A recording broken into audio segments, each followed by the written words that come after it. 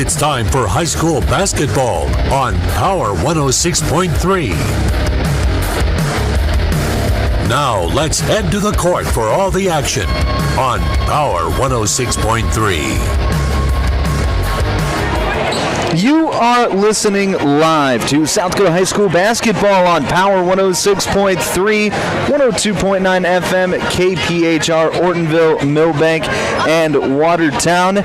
We are in Clark tonight for a doubleheader between the Clark Willow Lake Cyclones and the Groton Area Tigers. Welcome in, everybody. I'm Micah Warrington. You are listening to the Country Road Barn pregame show, and it is going to be an awesome night of basketball here this evening. I'm looking forward to it. Now let's talk about the matchup. It'll be the girls taking to the court first. And let's talk about the matchup. Both teams receiving votes into the top 10 this week in the SD Preps media polls this season. Or this week, I should say. First, the Clark Willow Lake Cyclones. They're coached by Andrea Begeman, assisted by Grayson Flory. Last time out, they beat DeSmit 53-41 back on Tuesday night. The Cyclones, they come to this contest. 4-game winning streak is on the line. They've been impressive in that 4-game streak, scoring 56 points a game in that stretch. They do a really nice job of spreading things out offensively. However, it's really one player that does the spreading around, and that is Cameron Nesham. She is a spectacular sophomore guard, and she may not be the biggest player on the court, standing at just 5'9", but she is very skilled, very talented. The offense will run through her. She's a point guard. She's going to set things up each and every possession that she's out there on the floor, but she does a nice job of not being a score-first player. She'll score when she needs to. She'll score when she's open, but she wants to get everybody on the court involved, and she is the reason why this Clark Willow Lake Cyclones team rolls. You'll see her in her game. When she's left open, she can be a sharpshooter from downtown. She'll shoot them from deep, too. You'll see her shoot from the volleyball line occasionally if she's open enough or if she's feeling it. So I think it'll be interesting to see whether see how she plays here tonight. I watched her in Millbank, or against Millbank down in Willow Lake a few weeks ago, actually before the holiday break, and she was impressive in that game. Scored into the double figures, had a number of assists, number of rebounds as well. She was fantastic that night, and she's been fantastic all season long. So Cameron Nesham, definitely the name to look out for from the Cyclone side of things here in this first contest. As for Groton Area, they come into this game 5-2 on the season. They're coached by Matt Locke and assisted by Trent Traphagen and Justin Hansen. Last time out, they got a nice 12-point win over Warner, 54-42 back on Tuesday night. Groton, they also come in on a 4-game winning streak. This season, it's been built on the back of their defense, allowing just 39 points per game. But recently, they figured out their offense as well. On the season, they scored 39 points a game. But in their 4-game winning streak, they're scoring 47 points a game. So an 8-point uptick in their average of points per game during this 4-game winning streak that they're on, which is part of the reason why they've won those 4 games. Their offense has been a little bit better while their defense has stayed sharp. And it's a team that over the last few years has really set its identity on how well they play defense. So I would expect more of that here tonight. Their thing is turning defense into offense. The more turnovers they get, the better their offense is going to be. So we'll talk a little bit about that as we get later on into the keys to the game. But that's why Groton Area, they don't have one dominant scorer on this team. Their two highest scorers score just 8 points a game. So they don't have just one girl that they go to at any given time. Like, hey, go get us a basket. Nope, it's a defensive effort that turns into offense, and They spread the wealth around offensively, which it makes them difficult to defend in their own right. So it'll be interesting to see how their defense plays here tonight against a high-powered offense in Clark Willow Lake. You're listening to the Country Road Bar pregame show on Power 106.3. We're going to take a quick break. When we come back, we'll get you your starting lineups, get you some keys to the game, get you ready to go for tip-off. You're listening to South Dakota High School basketball here on Power 106.3. Inheritance, romance, and investment scams continue to plague South Dakotans with high dollar amount losses. They prey on vulnerable adults and swindle consumers out of their funds. Scammers befriend the victim, making it difficult for them to see the reality of what's happening. If you have a loved one susceptible to this type of scam, sit down and talk with them about these issues before it happens to them. If you or a loved one have been scammed in this manner, please reach out to the South Dakota Office of Attorney General's Consumer Protection Division at 800-300-1986. AGI Westfield has been making augers since 1951 and has become a leader in the industry, continuing to create innovative products with the help and feedback of farmers. AGI's Westfield has one goal in mind: to make the best augers available. From the parts to the finished product, countless hours of research and development are put into creating an auger you can rely on. AGI Westfield is focused on making your job easier. Contact Westside Implement in Clark, South Dakota for more information today. From Friday night lights to packed gyms and roaring crowds, high school sports brings our community together in the best way. At Riddle's Glass in Watertown, they're proud to support all our area schools, athletes, and coaches. Your hard work, dedication, and teamwork inspire us every day. Whether you're chasing championships or simply playing for the love of the game, we're cheering you on. Here's to a season filled with sportsmanship, effort, and hometown pride. Riddle's Glass in Watertown, a proud supporter of our area athletes. Sharp Automotive in Watertown is proud to cheer on all our local high school athletes this season. From the opening whistle to the final buzzer, they admire your dedication, teamwork, and drive for success. Just like on the court or field, Sharp Automotive delivers reliability and performance with their wide selection of new and used vehicles. Stop by today to let their friendly team help you find the perfect ride. Good luck, athletes. Keep pushing, keep shining, keep winning. Here's where the good ideas come from. Street Graphics, Main Street, Millbank, working with local schools to provide ideas and solutions for fundraising. They can customize a design just for you. T-shirts, trophies, banners, buttons, contract printing, they do it all. They work in quantities from 1 to 5,000. Printing and promotions, they print on anything but paper. See them at streetgraphics.com. That's graphics with an EX. Main Street, Millbank, South Dakota, streetgraphics.com. At Automatic Transmission and Gear, they keep your vehicle's playbook running smoothly. Just like a star quarterback who knows how to shift gears under pressure, their expert team ensures your transmission and driveline perform at peak efficiency. Whether it's a quick fix or a full rebuild, they'll have you back on the road, executing every drive flawlessly with precision and power behind every move. They're your go-to team for keeping your vehicle in the game. Drive strong with Automatic Transmission and Gear. If you're experiencing shoulder pain, knee pain, lower back pain, or extremity injuries, it might be a good idea to consider reaching out to Body and Balance Chiropractic and Wellness and talk with Dr. Allison Dargutz about some services, which include kinesiology taping and cold laser therapy. It's also convenient that Body and Balance Chiropractic and Wellness offers Saturday hours. That can be helpful for people with busy schedules. If you're interested in their services, contact them at 878-BODY. Body and Balance Chiropractic Wellness in Watertown. Winter is the perfect time of year to tackle those home projects you've been dreaming about. With the professional plumbing team at Active Heating, updating your bathroom and kitchen is easy, whether it's new toilets, sinks, or faucets. We also install water softeners, water heaters, and reverse osmosis systems to keep your home running smoothly. For all your plumbing projects, trust the experts at Active Heating. Visit ActiveHeatingInc.com to get started. Active Heating, serving Watertown and Brookings. Tired of keeping an eye on your propane tank? Take ordering off your to-do list with scheduled propane delivery from AgTegra. We'll monitor your tank levels and automatically schedule a refill delivery when you need it. No stress, just a confident supply of propane. Even better, sign up for Level Pay and enjoy equal average monthly payments to help you budget with ease. Plus, scheduled delivery and Level Pay customers save 20 cents a gallon compared to will call. Confident comfort starts with AgTegra Cooperative. Call AgTegra today at 605-225-6383 to get started. Sioux Valley Co-op is proud to support all area athletes. Whether you're heading to the game or celebrating a win, fuel up with gas, hot stuff pizza, snacks, and more. Earn points that never expire for gas and car washes. Plus, enjoy extra savings with our Pizza Club and Premium Perks card rewards. Sioux Valley Co-op is committed to our community and its athletes. Best of luck in your games. Sioux Valley Co-op is cheering you on every step of the way.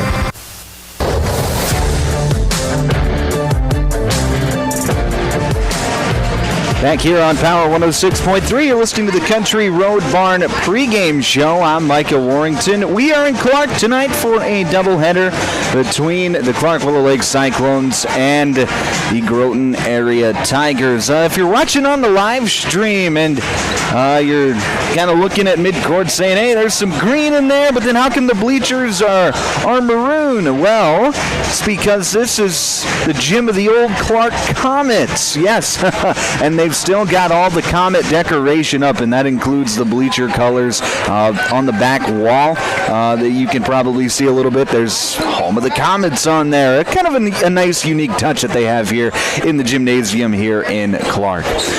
All right, we're a little under 3 minutes to play, or here till we get the national anthem and all the pregame festivities underway here in Clark. So I think now is a good time to meet our officials. Our officials for this evening's contest are brought to you by the South Dakota Attorney General's Office, Division of Consumer Protection. Our officials for both contests tonight are going to be Josh Mogg, Matt Paulson, and Luke Anderson. They are assigned by the South Dakota High School Activities Association. They are impartial, and they're going to do a great job here this evening. Very experienced officiating crew that we have here tonight. They're going to do a great job. All right, let's get you to the keys to the game, brought to you by our friends at Riddle's Glass. Keys to the game. First, for the Groton area Tigers. Their key to the game is going to be turnovers. And by that, I mean create the turnovers. Their offense, not super high-powered, only scoring 39 points a game on the season. Now, I know we're early moving into the middle part of that of the season. Groton area's got to find a way to score some points, and what they really like to do is turn defense into offense. So if they're able to do that here tonight, I think that'll give them a good chance to win. Turnovers for the Tigers. As for the Clark Willow Lake Cyclones, their key to the game tonight is going to be control the basketball. If you can get a shot at the rim every possession, you're going to do okay. Don't let the defensive pressure bother you. When you have a good ball handler like Cameron Nesham, she's very good. So if she's able to take care of the basketball, make good decisions, not turn it over, that is going to be the key to the game for Clark Willow Lake tonight. For Groton area, turnovers, create those turnovers. And then for Clark Willow Lake, it is going to be control the basketball. Those are your keys to the game, brought to you by our friends at Riddle's Glass. Now it's about time for the national anthem. Here in just a few moments, we are going to send it on over to our PA announcer for tonight's national anthem. As you can see, if you're watching it on the live stream, a American flag being rolled down from the ceiling here at the Clark Gymnasium. We will give you that national anthem live here over the air on Power 106.3. And that national anthem is brought to you by Evolution Power Sports. Thank you to Evolution Power Sports for being our national anthem sponsor here this evening. It's going to be a fun night of basketball. I'm looking forward to it. Hope you are too. Thank you for joining us here on this beautiful Thursday evening. I'm Micah Warrington. Let's send it over to our PA announcer. Between the Groton area Tigers Willow Lake Cyclones.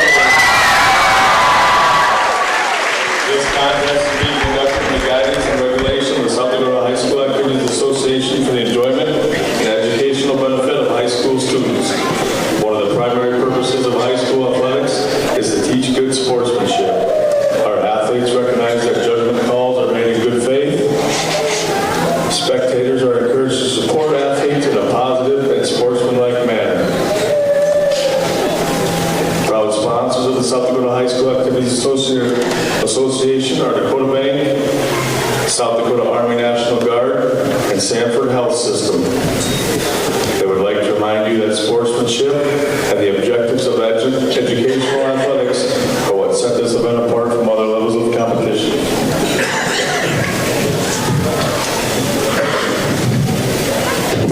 Now please stand and show your respect to our country by removing your hat, facing the flag, and placing your right hand over your heart as the Clark High School Pep Band, under the direction of Mrs. Amy Nelson, performs our anthem.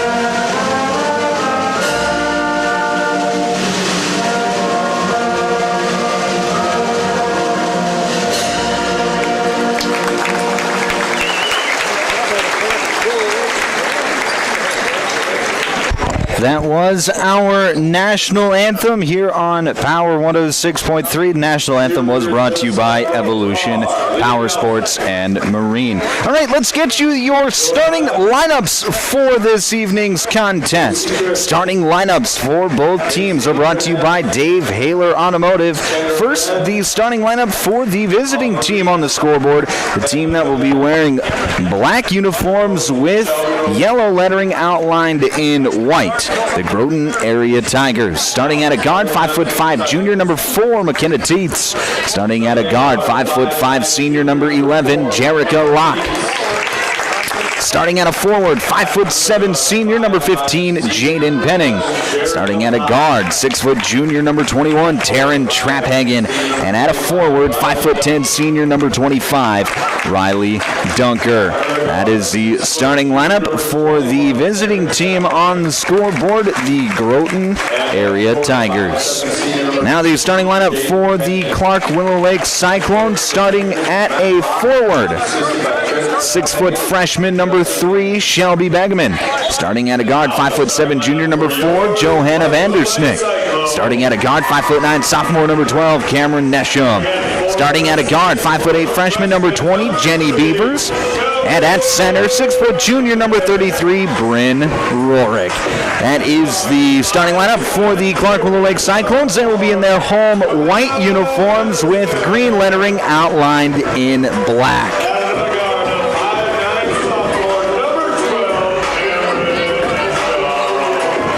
It's going to be a fun night of basketball here. This is game 1 of our doubleheader. The boys game coming up, that's a top 10 matchup in Class A here in the state of South Dakota. Number 3, Clark Willow Lake, and number 9, Groton Area. Like I said, it's going to be an awesome night of basketball. We are ready for action here in Clark. 8 minutes are on the clock, period number 1. Tipping off for Clark Willow Lake will be Shelby Begeman, and for Groton Area will be Riley Dunker.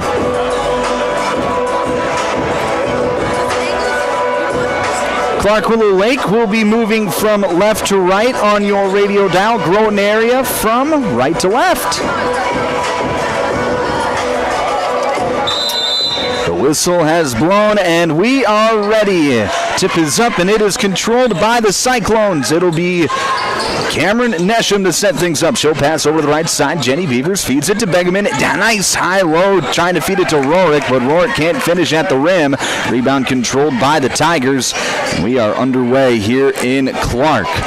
Right side. That is going to be Jerica Locke. She'll come across and pass it around the arc into the corner now with Jaden Penning. Penning feeds the mid-post with McKenna Teets. Her shot is up, no good. Rebound controlled by the Cyclones. No score here, 30 seconds into the ball game. Here's a drive by Jenny Beavers. Her pass kicked out to Nesham. Nesham on the right wing, gonna dribble it back out near midcourt and set things up for the Cyclones. Right side, it's Beavers. She's gonna drive towards the arc or into the paint rather, and gonna have a foul call. That's gonna go against Taryn Traphagen. It'll be Traphagen's first, team one here in this first period. Underneath out of bounds for the Cyclones. Inbound goes to Begeman at that right elbow. Begeman being patient, gets it off to Nesham. Near steal there by Jerica Locke, who is the best perimeter defender on this team, and she's one of the best perimeter defenders in the state. Here's a drive, kick out to Nesham. Nesham going to drive, spin back towards the left hand. Fadeaway jumper up, no good. Rebound controlled by Rourke. She puts it back up and in. Bryn Rourke gets the second chance opportunity to fall, and it is 2-0 Cyclones. Here's a drive in by Locke. That was Teets, and she gets fouled. So she'll be at the free throw line to shoot two. Foul goes against Jenny Beavers, her first, team one here in this first period. First free throw is up, and it is good by McKenna Teets. That's how Groton area gets on the board first via the free throw. Second shot is up, off the front iron, no good. Rebound controlled by Begeman. Here comes the Cyclones quickly back the other way. Nice play there by Vandersnick to save it from going out of bounds, but it goes into the hands of the Tigers. Quickly back the other way. Jerica Locke up on the left side, shot up with the left hand, no good. Rebound controlled by Clark Willow Lake. Here comes Nesham. She wants to run, gets into the paint. Mid-range jumper, no good. Rebound is going to be controlled by Clark Willow Lake, and going back in is Beavers, and she gets fouled. That one's going to go against Riley Dunker. That's going to be her first, team two here in this first quarter. 6:19 left to play here in this first quarter. 2-1 is your score. Underneath out of bounds left side of the hoop. It'll be Vandersnick to set things up. Top of the key. She passes over to Begeman. Begeman feeds it into the paint with Rourke. Rourke on the left block, passes back out to Vandersnick. She gets to the free throw line, spins back to her left hand, looking for somewhere to go. Passes out to Begeman. One dribble, pass out. Right side, here's Bryn Rourke on the block, puts it up with the right hand, off the backboard, no good. Long rebound is going to be controlled by Locke, and here come the Tigers back the other way. Jerica Locke going to set things up. She passes over to Teets on the left wing. Teets, cross-court pass over to Traphagen. Traphagen, jab steps, looking for somewhere to go. She's going to drive towards the left side. Scoop layup up, off the front iron, no good. Rebound controlled by Begeman. Well, it's been a quick start in terms of pace of play. Just haven't seen much scoring here in this first quarter. 2-1 your score on the Glacial Lakes Veterinary Clinic scoreboard. 5:23 left to play here in the first.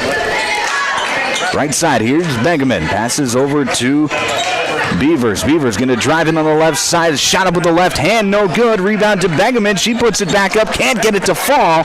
Rebound is controlled by Groton area. Here comes Locke quickly back the other way. Passes over to Dunker. Dunker, top of the key to Penning. Three-point shot, no good. Misses everything. That's going to go out of bounds to Clark Willow Lake. First substitute of the night, Kella Tracy into the ball game for Groton area. Should mention that this first quarter is brought to you by Mainstream Realty. Thank you to Mainstream Realty for being our first quarter sponsor here this evening. Here's Nesham working against Locke, and Locke, like I mentioned earlier, she makes her money playing defense. Here's Nesham, long three-point jumper, got it to go. Cameron Nesham knocks it down, and there's that deep range that I was talking about in the pregame. She was a couple of feet behind the three-point line, didn't hesitate to let it fly. and Clark Willow Lake is up 5-1.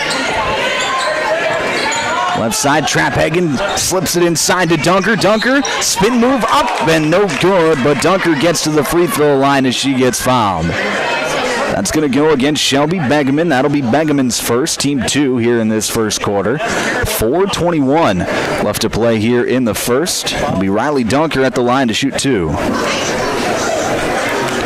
First free throw is up, and it is good. Makes the score 5-2, 4:21 left to play here in the first. Second free throw is up off the back iron and falls through. So Dunker goes 2 of 2, makes it 5-3, and now Groton area going to bring their press, trying to create some turnovers.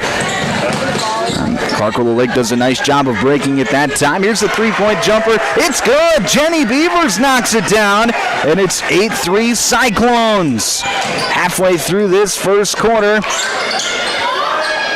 Left side, it's going to be Taryn Traphagen. She gets a screen, turns it down. She drives baseline. Scoop layup up, no good. Gets her miss. Passes back out to Dunker, and Dunker took a little extra shuffle step, and she gets caught traveling. That'll be a turnover back to the Cyclones. Into the game for Clark Willow Lake. That's going to be Ella Sass, sophomore center. In there for the Cyclones. Bryn Rourke will take a seat. Here's Begeman, top of the key. She'll dish it over to the left side. That's Vandersnick back to the top with Sass. Sass to Nesham. Step back 3. Oh, and she gets it to go. Cameron Nesham 2 for 2 from beyond the arc, and it is 11-3 Cyclones. 3:25 left to play here, first quarter. Locke setting things up on the left side on the wing. Skip pass over to the right with Dunker. Dunker passes off to Penning. Mid-range jumper, no good. Locke comes in and gets the rebound. She's going to dribble out. In and out dribble. She's going to drive towards the baseline. Skip pass into the corner to Tracy. Back out to Traphagen. Three-point shot on the way, no good. And Begeman's going to come up with a rebound for Clark Willow Lake. And as Nesham is dribbling it up, we're going to have a timeout called by the Cyclones. This is an active heating timeout. 11-3 your score. 3:02 left to play here. First quarter. You're listening to South Dakota High School basketball on Power 106.3. Brian's Glass, locally owned and operated with over 100 years of experience, offers a wide range of services for all your commercial and residential glass needs. From doors and windows to windshields and rock chip repairs, they've got you covered. Visit them Monday through Thursday from 8 to 5 p.m. or Friday from 8 to 4 p.m. at Business Square, south of Lions Park in Watertown. Call 605-886-5328. Brian's Glass proudly supports local athletes and wishes you the best of luck in tonight's game. Take a drive to Cornwell Drug and Gifts in Webster, where you can shop in a quiet atmosphere. Find some amazing novelty items like greeting cards, jewelry, shoes, bags, clothing for babies and adults. Also, Melissa and Doug learning mats, activity books, and toys. Cornwell Drug and Gifts offers a great selection of home decor, soup mixes, sauces, jams, drink mixes, and chocolates. Find it all at Cornwell Drug and Gifts, 701 Main Street in Webster. Good luck, area athletes. From Cornwell Drug.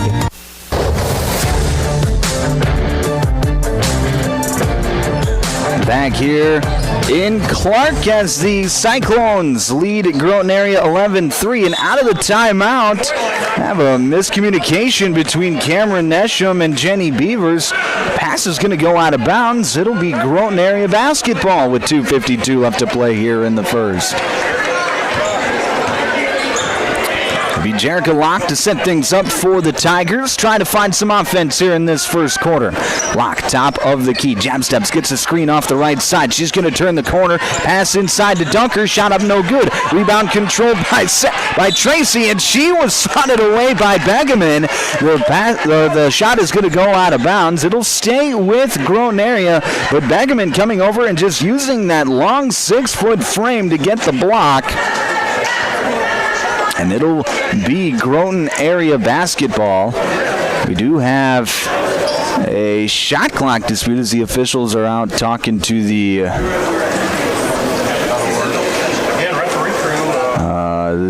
officials trying to figure out the shot clock, and they're going to reset it to 21 seconds as the shot never hit the rim to reset.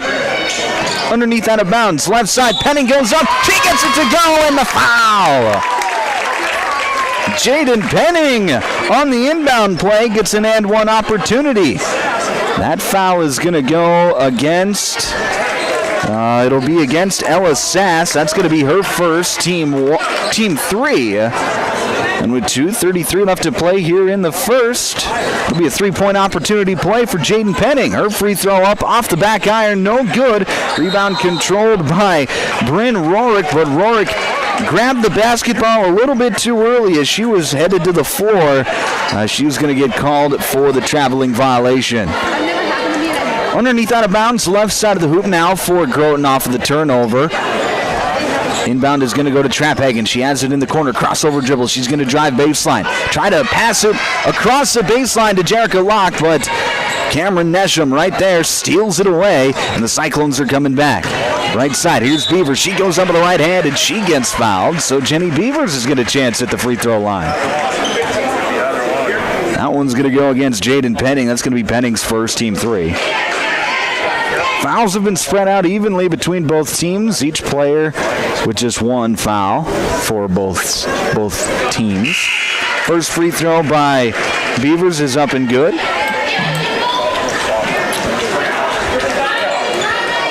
Into the ball game for Clark Willow Lake, Maddie Brendan, 5'4" sophomore guard.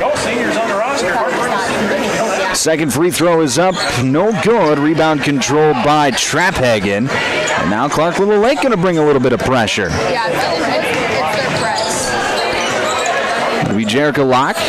Set things up on the right wing, picks up her dribble, passes off to Penning. Now to Traphagen on the left wing. She gets it off to Teets. Teets feeds it to a posting up Dunker. Dunker spinning around her. Fadeaway jumper, no good. Rebound controlled by the Cyclones. Here's Nesham near the midcourt logo, guarded by Locke. Nesham going to dribble with the left. Now pass off to Brendan. Brendan going to drive, get into the lane. Shot up with the right hand. It's good. Maddie Brendan on her first offensive possession, making something happen, and it's 14-5. Three-point jumper on the other end, no good. Baggerman comes down with a rebound. That was Traphagen who shot that three for Groton area. Couldn't quite get it to fall. Nesham feeds off to Beavers on the right side. Gets it off now to Baggerman near the free throw line. She feeds it to Rorick. Rorick working a move. Shot up with the left hand. Gets it to go. Nice move there by Bryn Rorick. Is using her size to get positioning. And nice touch with the left. 16-5 your score. 1 minute to play here in the first. Three-point shot on the other end. No good. Rebound by Beavers. Here come the Cyclones quickly back the other way. Beavers got it poked away from behind by Jerica Locke. And as it was, the loose ball was kicked, and that is what the officials are going to call. So it'll stay Cyclone basketball with 53.6 seconds remaining here in this first quarter. Inbound, going to go to Rourke. She goes up with the right, and she gets it to go. And right now, Bryn Rourke is just feasting down low. She's up to 6 points here in the game. Right side, that's Teets. Feeds it off to Maya Crank. Crank feeds it off to Locke. Locke, left wing. She's going to dribble towards the free throw line. Kicks it out to Crank on the right corner. Back to Traphagen. Crossover dribble. Gets into the lane. Shot up with the left hand. Gets it to go. Taryn Traphagen, who's put up a number of shots, but that's the first one that she's gotten to fall. We'll see what she can do here as the game goes along if that opens her up offensively. 18-7 your score. 13 seconds left in the quarter. Rourke, top of the key. Right side now to Beavers. Beavers, she's going to shoot the long three. Can't get it to go. Rebound controlled by Groton area. Here comes Locke with two. Passes off to Traphagen. She shoots a three, and she got it to go! Taryn Traphagen from downtown at the buzzer knocks it down. And that might be the spark that Groton area needed. 18-10 your score here at the end of one. You're listening to the South Dakota High School basketball on Power 106.3. Custom Fabricators Incorporated in Watertown promises to continue to keep their tradition of quality parts and great customer service, which you've come to depend on for over 30 years. They are continuing expanding to better serve their customers. Custom Fabricators is actively involved in community events, promoting and supporting Watertown and the surrounding areas. Custom Fabricators Incorporated of Watertown, the leader for all of your fabrication solutions. World-class service with hometown friendliness. That's what you can expect from the staff of Dave Haler Automotive. And when you come through our doors, we're going to treat you like family. Whether you're looking for a new vehicle from Chevrolet or one of our many nice pre-owned vehicles on our lot. You can also take a look at our classic car showroom, Highway 12 Classics. We offer a full service department, parts department, and a body shop to keep your vehicle on the road and running smoothly. We're conveniently located East Highway 12 in Webster. Review all of our inventory online at HalerAuto.com.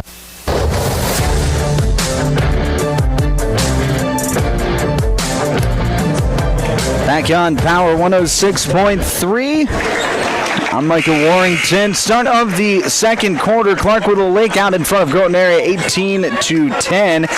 The second quarter is brought to you by Brian's Glass. Thank you to Brian's Glass for being our second quarter sponsor here this evening. It'll be Tiger basketball out of the quarter break. Taryn Trapphagen got on the board. Final two possessions of that first quarter, including that buzzer beater three. We'll see if that gets her going here in this second quarter.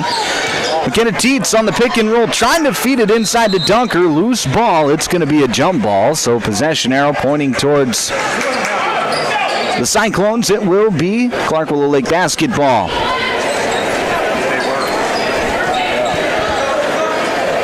Groton area going to bring their press. Begeman to inbound, looking for somewhere to go. She now finally finds Nesham, and now the Tigers are going to back off a little bit as Nesham brings it up the court. Trapphagen guarding Nesham near midcourt as the Cyclones set things up offensively. Here's Rourke on the right wing. Feeds it to a cutting Beavers at the free throw line. She's going to spin back towards the left side. Shot up with the left hand, no good. Rebound controlled by Groton area. Here comes Jerica Locke, quickly back the other way. Feeds it off to Teets. She's going to drive right side. Kick out to Dunker. Dunker driving baseline is going to draw the foul. It'll be an underneath out of bounds for the Tigers as that foul goes against Bryn Rourke, her first. Team one here in the second quarter. Be Jerica Locke to trigger the inbound on the right side of the hoop. Locke looking for somewhere to go. Now finally feeds it to Teets backside. Her shot up, no good. Rebound controlled by Nesham, and Nesham will bring it up working against Jerica Locke. And Locke slips and falls. Wet spot there on the floor. Now it'll be Jenny Beavers. Beavers feeds it to Rourke, working the paint move. Spins back towards the right hand. Shot up, no good. Battle for the board. It goes out of bounds off the hand of Bryn Rourke as she was trying to corral it.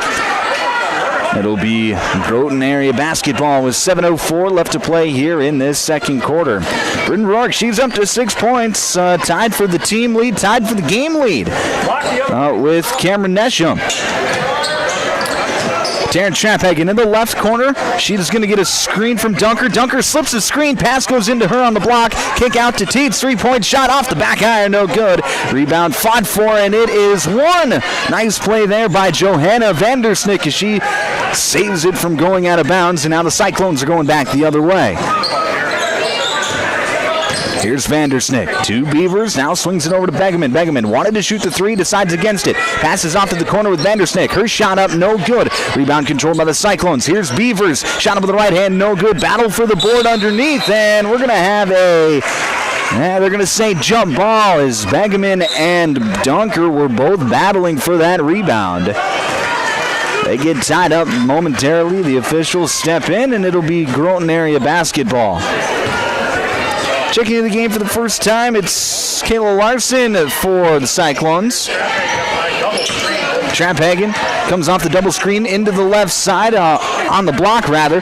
She kicks out to Penning. Penning drives, kicks out to Locke. 3-point shot off the back iron, no good. But Locke gets her own rebound. Out to Trapphagen, 3-point shot, no good. Rebound by Teets, and Teets trying to pass it out, just took an extra step, and she's going to get called for the traveling violation. So good hustle possession there by Groton. Doesn't lead to any points, but hey, can't fault the effort on that one. 5:57 left to play here till halftime. Inbound, it's a low pass, and that's going to go off the hands of Cameron Nesham.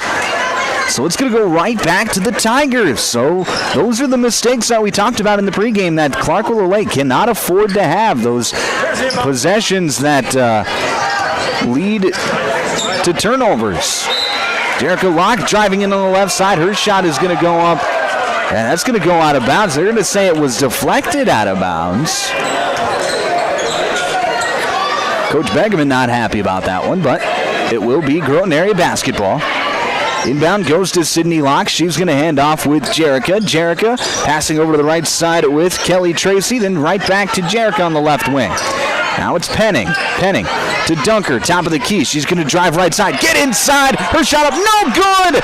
Battle for the rebound, and we're going to have a foul called. So that's going to go against Groton area. I think that's going to be against Riley Dunker. It is. That's going to be her second. Team one here in this second quarter. A couple of substitutions as Begeman is back in the game for the Cyclones. Inbound's going to go to Nesham. Nesham going to bring it up for the Cyclones. Right side. Here's Nesham. Feeds it back over to Vandersnick, then to Begeman on the left wing.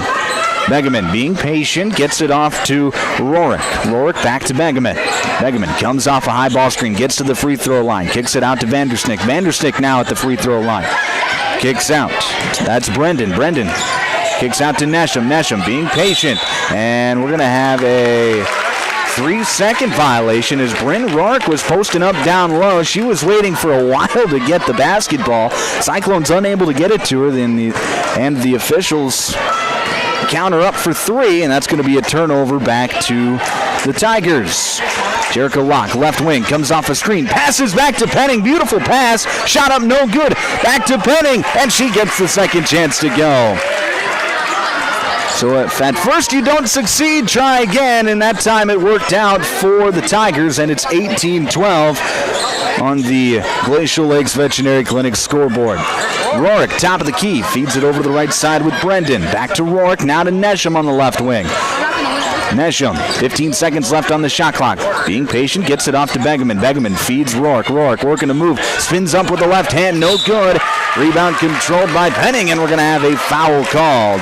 That's going to go against Bryn Rorick, and Rorick not exactly happy with that call, but that is going to be her second personal foul.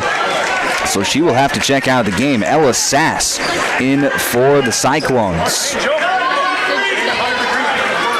18-12 your score. 4:18 left to play here, second quarter. Left side.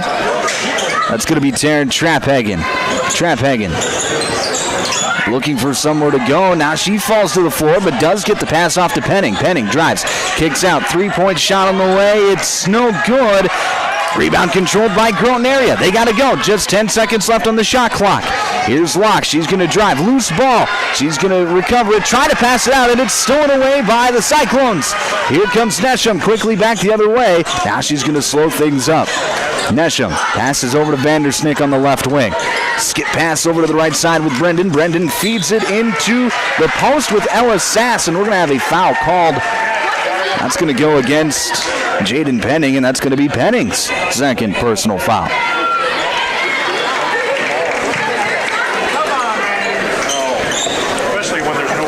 Underneath, out of bounds, right side of the hoop for the Cyclones.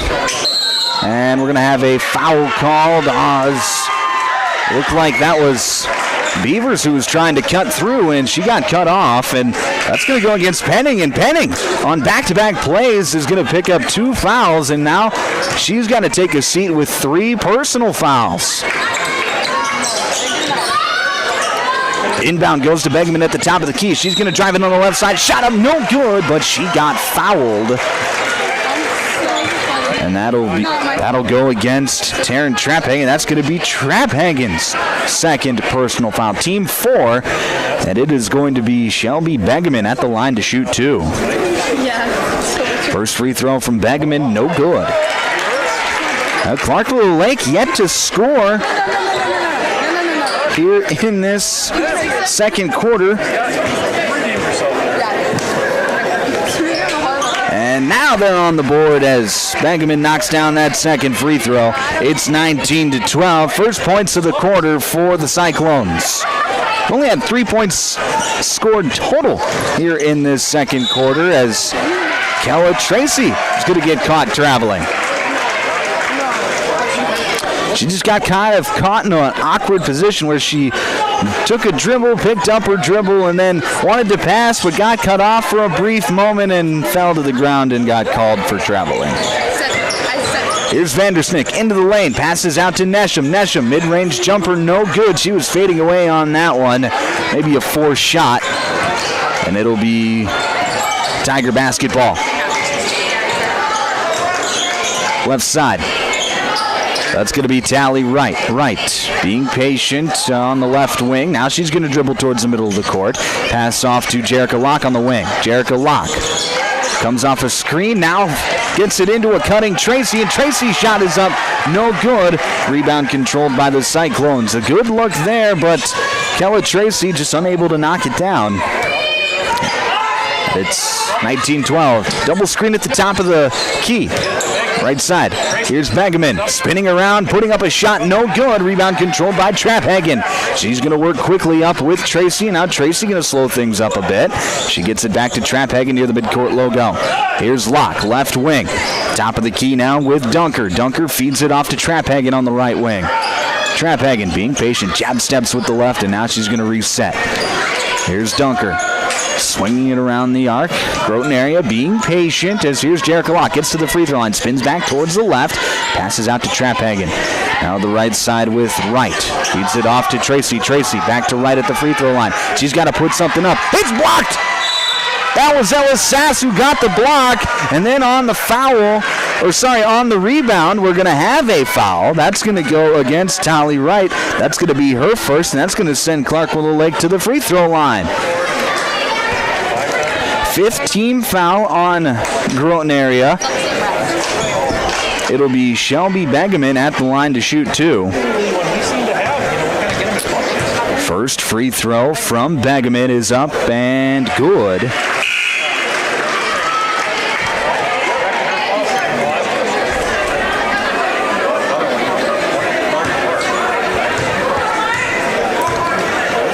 To 12 your score. Second free throw by Begeman is up, no good, so she goes 1 of 2 on that trip.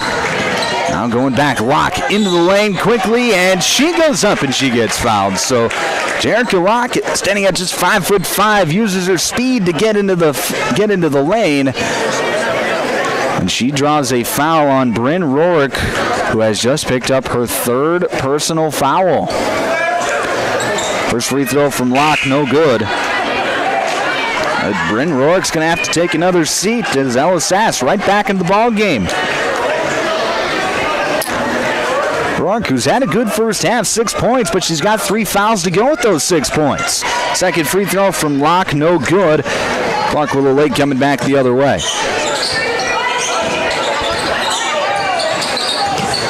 It'll be Nesham feeds it off to Vandersnick. 23 seconds left on the shot clock. Now to Nesham on the left wing. Back to Beavers, top of the key. Wanted to shoot the 3, but instead she drives. Her pass, trying to get it back to Begeman. It's going to be deflected. Loose on the floor. It'll be a jump ball. Possession arrow says it'll stay here. 13 seconds left on the shot clock.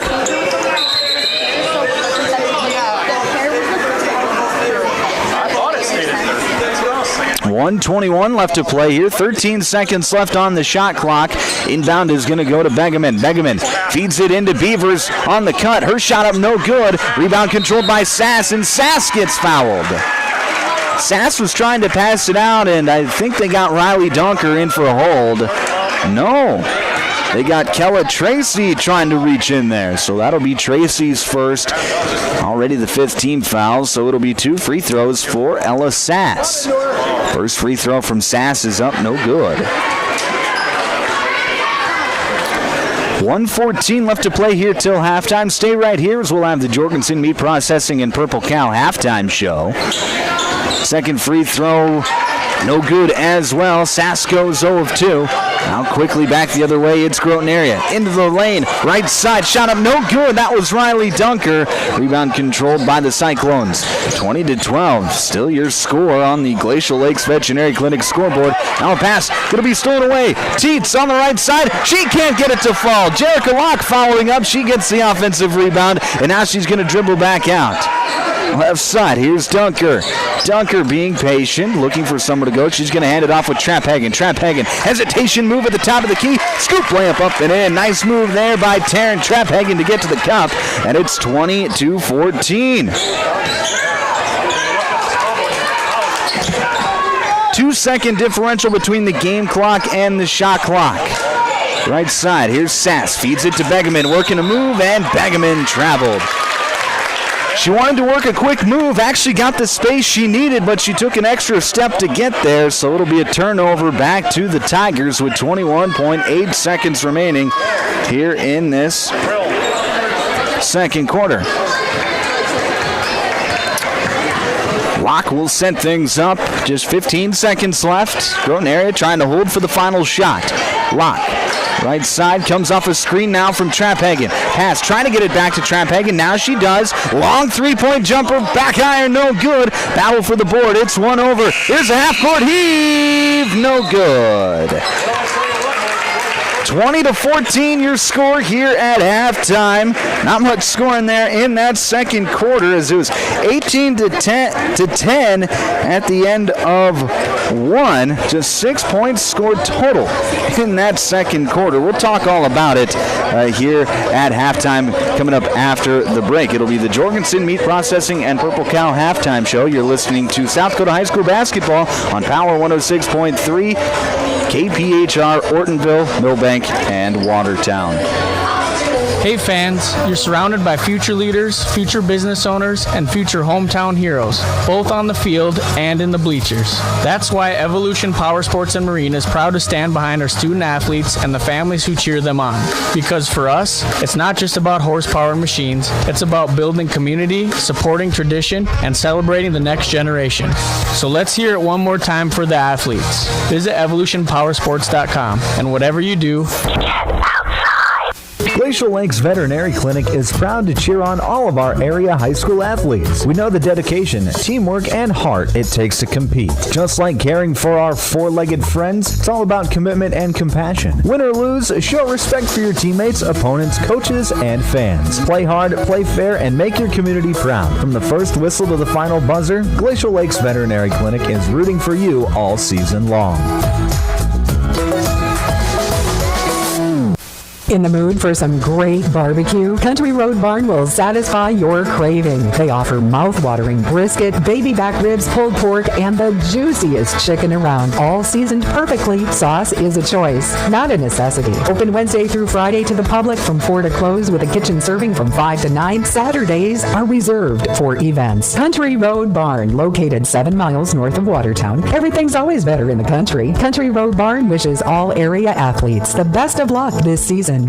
My mom saves heroes thousands. Our mom, Jody Fiedler, has given thousands of dollars to local heroes using the Homes for Heroes program. If you're in the military, a veteran, teacher, police officer, firefighter, or in the medical profession, you will save money when buying or selling your home. Call Jody Fiedler at Main Street Melody 881-5585. Call my mommy today. Jody, Fiedler, Watertown's Realtor. Anytime is a good time for breakfast at Page's Place. Breakfast served all day. Enjoy a full menu, evening specials, Page's homemade breads, desserts, sauces, dips, and soups. Treat the whole family with dine-in, carry-out, curbside, and DoorDash options. You'll receive the best service in town at Page's Place. Page and his staff proudly support youth sports and wish all area athletes a successful season. Visit Page's Place Cafe and Grill across from McKinley Park in Watertown or follow on Facebook. If you're looking for the best steaks or brats for your grill, the best bacon you can imagine for breakfast, the best snack sticks or jerky, and the best custom beef, pork, or wild game processing, then you need to check out Jorgensen Meats. Once you've tried their fine products, you'll know why their business has been in operation and expanding since 1989. Jorgensen Meat Processing and the Purple Cow in Waubay wishes all high school athletes best of luck in tonight's game.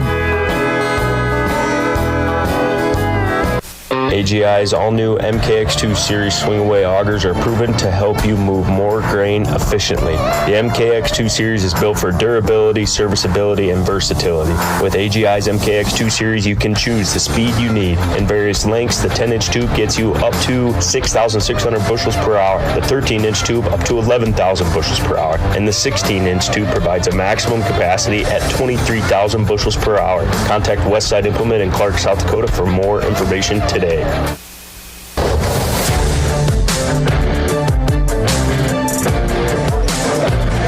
Back here on Power 106.3, halftime here of Game 1 of our doubleheader. Clark Willow Lake out in front of Groton area, 22-14. You're listening to the Jorgensen Meat Processing and Purple Cow halftime show. I'm Micah Warrington. Let's go through the scoring for both teams.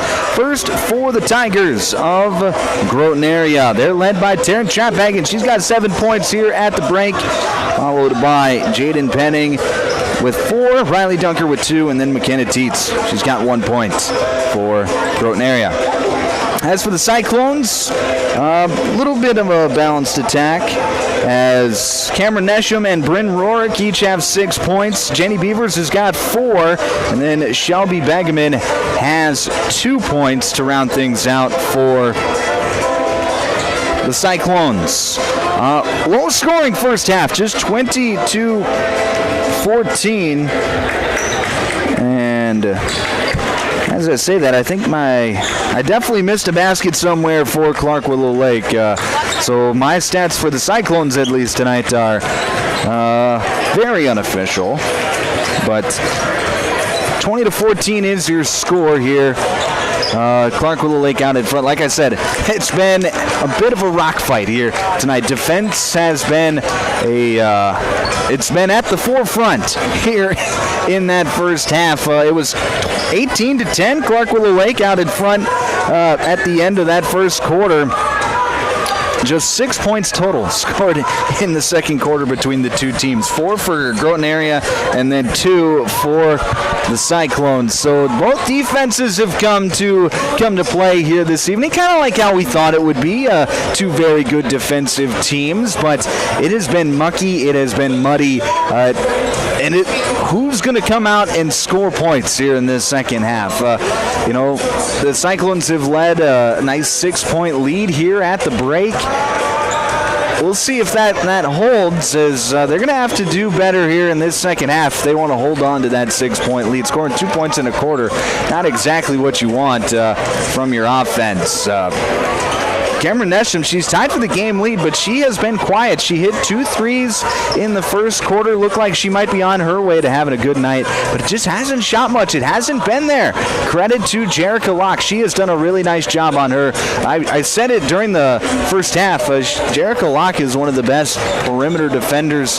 She's the best perimeter defender for this Groton area team, but she is one of the best perimeter defenders in the state, in my opinion. She just gets after it on the defensive end. She knows she's not the best offensive player, but she makes her money. I mentioned that earlier. She makes her money on the defensive end. She's very good at it, and she's proving why here tonight, holding one of the best offensive players in the state, Cameron Nesham, to just 6 points here at the break.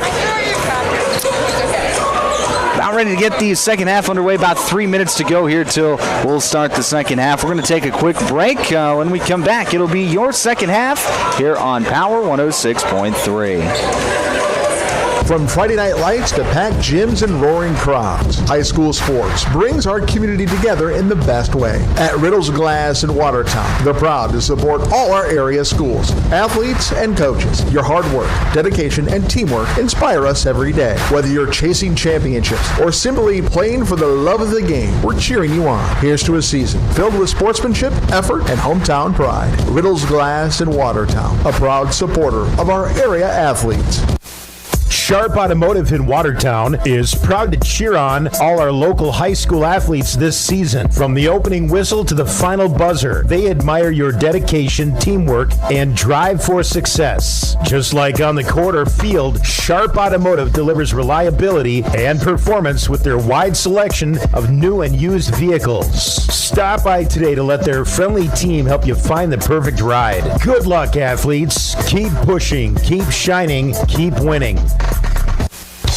Here's where the good ideas come from. Street Graphics, Main Street, Millbank, working with local schools to provide ideas and solutions for fundraising. They can customize a design just for you. T-shirts, trophies, banners, buttons, contract printing, they do it all.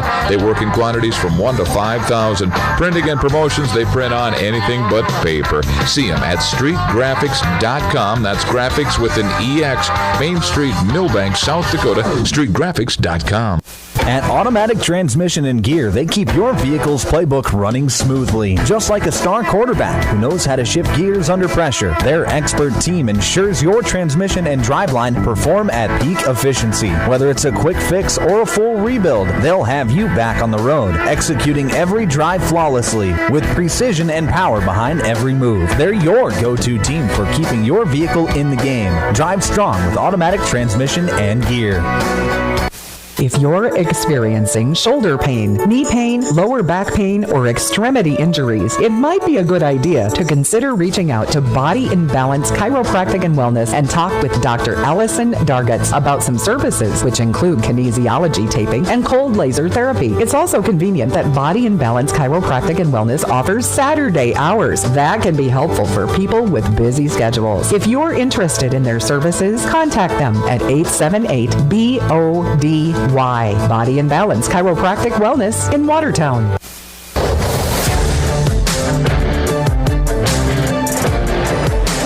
Back on Power 106.3 inside the Automatic Transmission and Gear broadcast booth. I'm Michael Warrington, and we are ready for second half action here in Clark as the Clark Willow Lake Cyclones lead the Groton Area Tigers 20-14 here at the start of the third quarter. Third quarter is brought to you by Westside Implement. Thank you to Westside Implement for being our third quarter sponsor here this evening.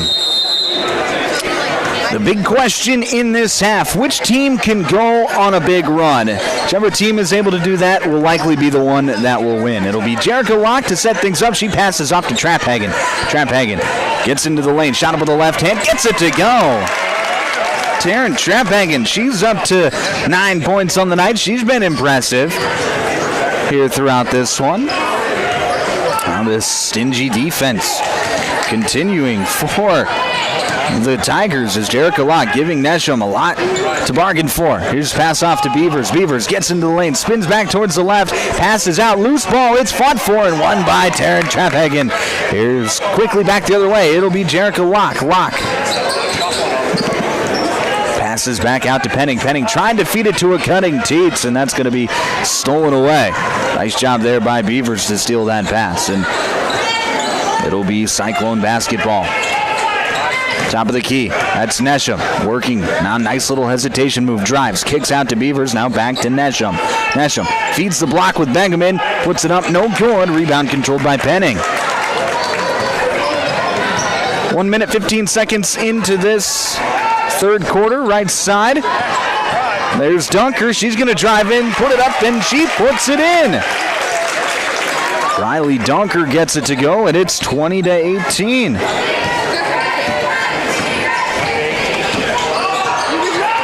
There's a drive by Beavers. Passes back over to Bagaman. Bagaman to Vandersnick. Pass over to Beavers. Shot fake. Now she's being patient. Gets it off to Nesham. Nesham going to dribble. Crossover. Gets back to that right hand. Fadeaway jumper. No good. Rebound controlled by Teets. Teets trying to pass it up ahead to Penning, but it was too far out in front. One over by Vandersnick. He passes off to... And as Cyclones were moving in transition, the shot clock didn't quite reset in time, so the official stops play. Cyclones will retain possession, but checking out of the ball game now will be Bryn Rorick. Into the game, Ella Sass. So it'll be Cyclone basketball, though. 2 minutes gone here in this third quarter. There's a drive in by Vandersnick. Her shot is up, no good. Rebound controlled by Groton Area.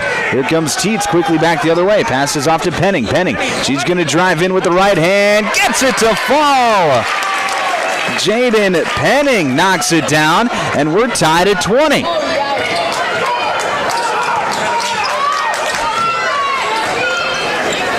Nesham passes off to Beavers. Beavers gets into the lane. Shot up with the left hand. No good, but a foul is called. And that is going to go against Groton area. That'll be against Makeda Teets. That's going to be her first, team one here in this third quarter. Underneath out of bounds for the Cyclones. Inbound goes to Begeman on the right elbow. Now, miscommunication as Begeman wanted to pass out to Beavers, who was open on the wing. And the pass goes out of bounds. Begeman will check out of the game. It'll be Kayla Larson in for the Cyclones.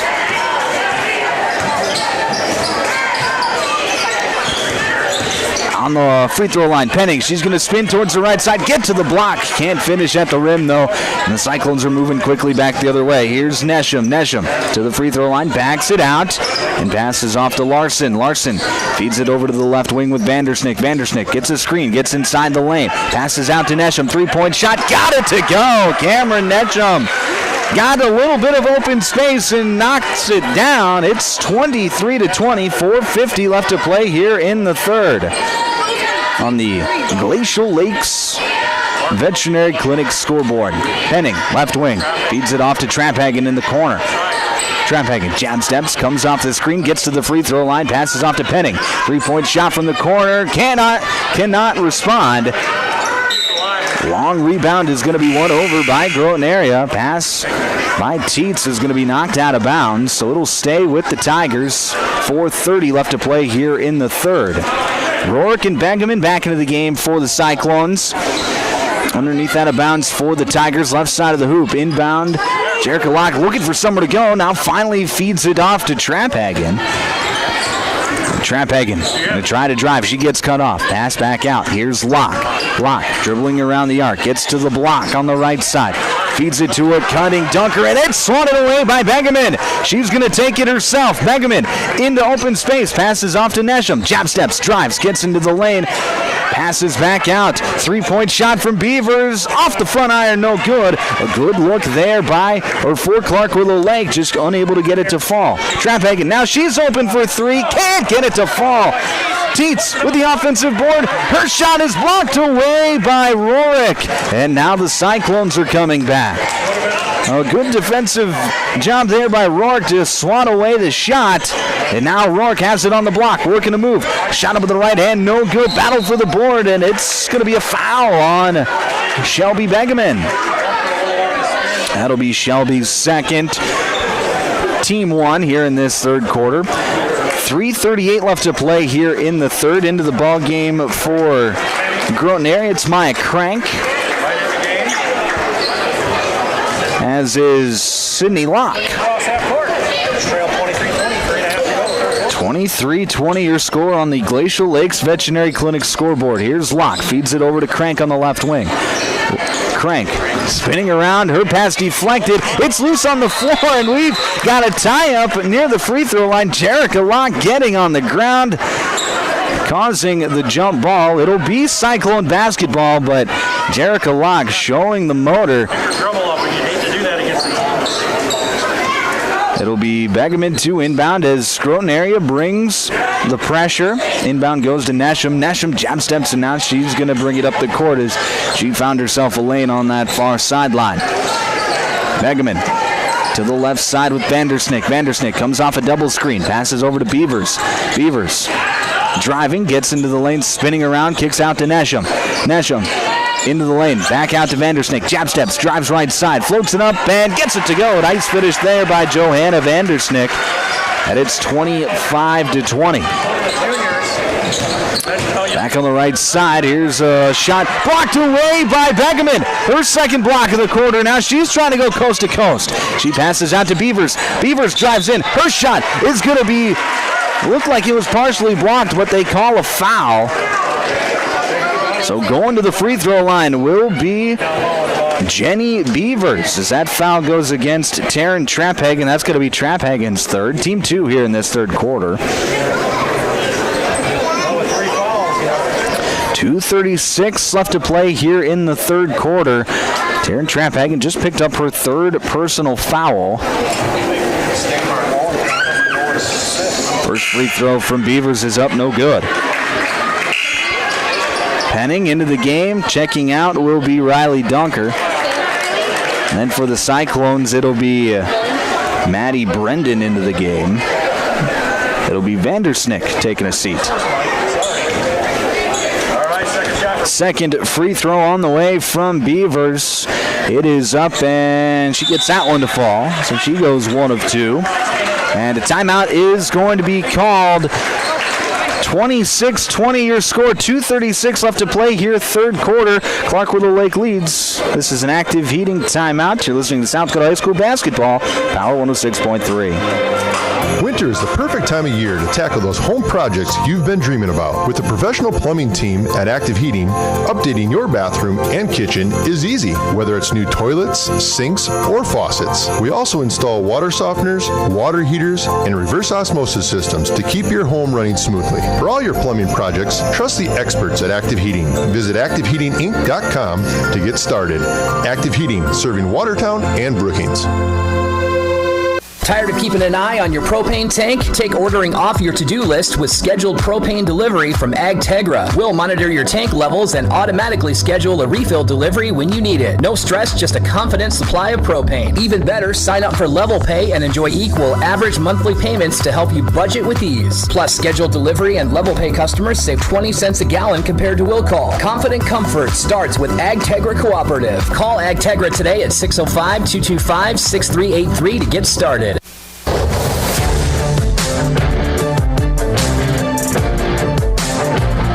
Back here inside the automatic transmission and gear broadcast booth, just 2.5 to play here in the third quarter. Clark Willow Lake is up 26-20 over the Groton area Tigers. It'll be Tiger basketball out of the timeout. And it's one of those mistakes that makes is Jerica Locke unable to hang on to it, and the ball goes out of bounds. Back to the Cyclones. But you get a free possession out of the timeout, and you give it right back. Not what you want to do if you're the Tigers. Right side. Here's Bryn Rourke being patient. Gets it off to Nesham. Open for 3. Got it! And the foul! Cameron Nesham. Her 4th three-pointer of the night. And this time, she's going to get to go for 4. That foul went against Taryn Traphagen.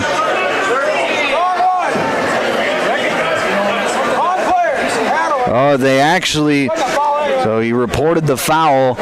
The official did, rather, on the wrong player. That was against Sydney Locke, not Taryn Traphagen. So Traphagen still has 3. Sydney Locke picked up her first. But it'll be Cameron Nesham at the line to shoot 1. Her free throw is up. Can't complete the 4-point play.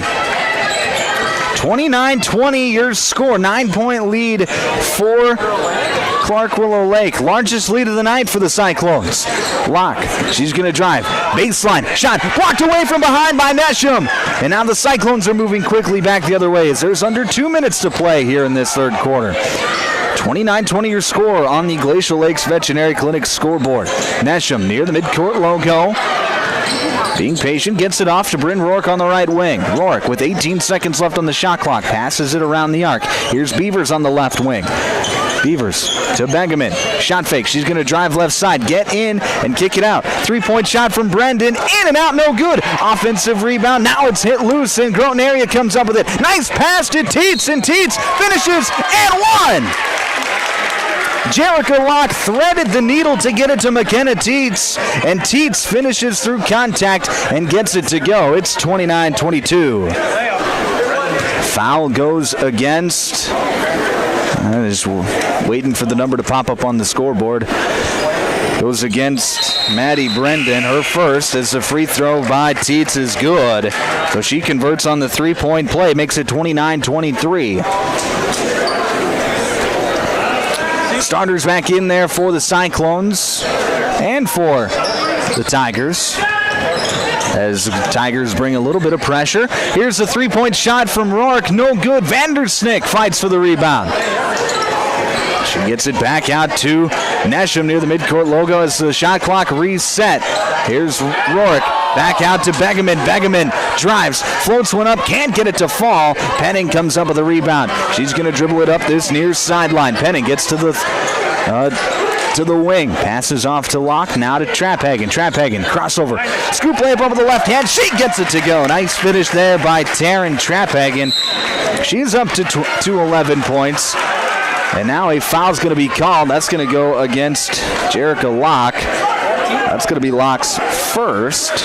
Team 4 here in this third quarter. 38 seconds left to play in the third. 29-25 your score on the Glacial Lakes Veterinary Clinic scoreboard. Here's Nesham. Just gets it across half court. Nesham feeds it to Begeman at the free throw line. Now kicks it out to the right with Beavers. Beavers feeds Rourke, posting up on the right block. Now to a cutting Nesham. Mid-range jumper, no good. Rebound controlled by the Cyclones. Here's Vandersnick into the lane. Passes out to Nesham. 12 seconds left in the quarter. Now it's Rourke working to move against Penning. Shot up with the right hand. She gets it to go. Bryn Rourke, her first bucket since the first quarter. And it's 31-25. 2 seconds left. Locks mid-range. Heave. No good. 31-25. Your score at the end of 3. Clark Willow Lake out in front. We'll be back with your fourth quarter next here on Power 106.3. Sioux Valley Co-op is proud to support all area athletes. Whether you're heading to the game or celebrating a win, fuel up with gas, hot stuff pizza, snacks, and more. Earn points that never expire for gas and car washes. Plus, enjoy extra savings with our Pizza Club and Premium Perks card rewards. Sioux Valley Co-op is committed to our community and its athletes. Best of luck in your games. Sioux Valley Co-op is cheering you on every step of the way. Brian's Glass, locally owned and operated with over 100 years of experience, offers a wide range of services for all your commercial and residential glass needs. From doors and windows to windshields and rock chip repairs, they've got you covered. Visit them Monday through Thursday from 8 to 5 p.m. or Friday from 8 to 4 p.m. at Business Square, south of Lions Park in Watertown. Call 605-886-5328. Brian's Glass proudly supports local athletes and wishes you the best of luck in tonight's game.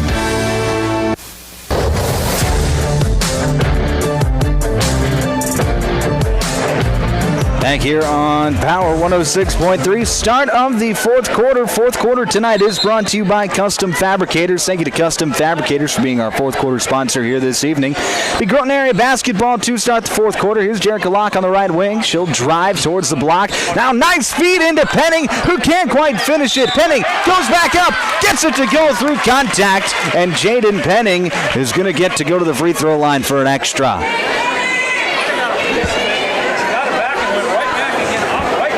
Cameron Nesham picks up her first personal foul. First team foul here in this fourth quarter. Free throw from Penning is up, and she converts on the three-point play, cutting the lead down to 3 at 31-28. Still anybody's ball game as Nesham dribbles it off of her foot, and that's going to be a turnover back to the Tigers. So Jerica Locke, who's been playing 94 feet all night long,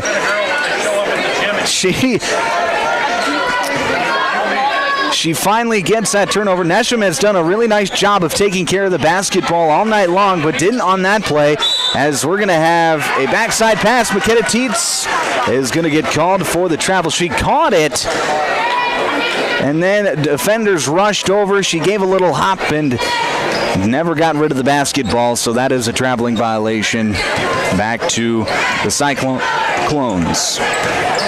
Here's Beavers going the length of the floor, gets into the lane, and as she was trying to pass it out, she is going to be caught traveling. Oh, we've had back-to-back turnovers here after that three-point play to start the quarter. Now a timeout's going to be called by Groton area. This is an active heating timeout. We'll break with them back in 30 seconds on Power 106.3.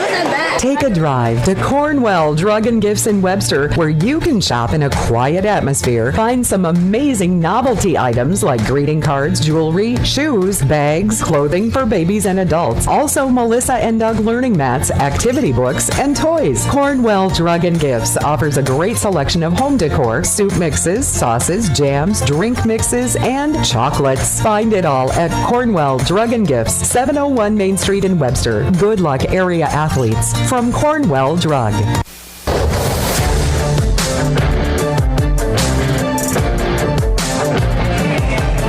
Back on Power 106.3. Inside the automatic transmission and gear broadcast booth, 31-28 your score. Groton area trailing Clark Willow Lake, but it is Tiger basketball. Here's Jericho Locke. Jab steps, drives on the right side, gets underneath the hoop, kicks it back out to Teets. Teets over to Tramphagen, top of the key. Tramphagen crosses over into the lane, shot him with the left hand, no good. Rebound controlled by the Cyclones. So a good play there, but unable to get it into the cup for Tramphagen. Now it's Begeman, back the other way, gets it into Rourke. Rourke, nice fake to the right, goes up with her left, gets it to go, and Bryn Rourke is into double figures now with 10. 33-28 your score on the Glacial Lakes Veterinary Clinic scoreboard. Tramphagen going with the pick and roll with Dunker. Dunker slips the screen, gets the ball, but passes back out to Locke now. Locke driving in, up, no good. Rebound controlled by the Cyclones. Cyclones have an odd man rush. Here's a pass up to Beavers, and Beavers can hang on. That's going to go out of bounds back to the Tigers. So the pass just out in front of Jenny Beavers. She's unable to corral it. And with 6:31 left to play here in the fourth, it'll be Tiger basketball. Left side here is McKenna Teets, and now we're going to have a foul as the ball is being swung around the arc. It's going to go against Shelby Begeman off the ball. That'll be Begeman's third. 6:18 to play here in the fourth quarter now. Jericho Locke gets it, drives in on the left side, floats it up with the right hand, and she finally gets one to go. Jericho Locke, she's on the scoreboard here tonight. It's now 33-30 on the Glacial Lakes Veterinary Clinic scoreboard. It'll be Teets now to guard Nesham. Nesham passes off to Beavers, now to Begeman. Begeman back to Nesham on the left wing. He'll crossover dribble, get it over to the left side. Here's Vandersnick, back to Begeman. Three-point shot on the way, off the back iron, no good. Rebound controlled by Groton area. Here comes Jericho Locke, quickly back the other way. Locke, nice cut, nice pass to a cutting Penning, and Penning can't quite finish at the rim. Rebound controlled by the Cyclones, and they're going back the other way. Nesham comes off a high ball screen from Begeman, now passes over to Beavers on the wing. Beavers gets to inside the arc and passes off to Begeman now. Begeman, she's going to drive, and offensive foul. That's going to be a moving screen against Bryn Rourke, and that is going to be Rourke's third personal foul. And Riley Dunker is slow to get up. She took quite the spill. She does get up under her own power, and looks like she's going to be okay. She did take quite the hit, however. Some would say Bryn Rourke definitely earned that fourth foul. Third team foul here in this fourth quarter. 5:15 left to play here in the fourth. 33-30 your score.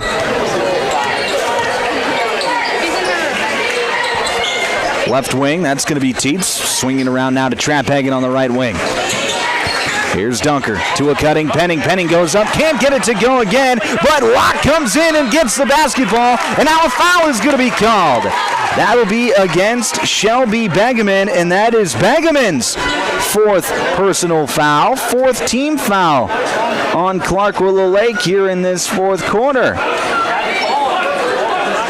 It'll be Jericho Locke triggering the inbound underneath out of bounds, and now we actually have a substitution as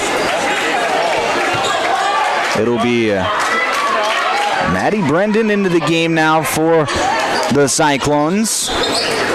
Inbound is going to go to Dunker. She goes up and she gets fouled.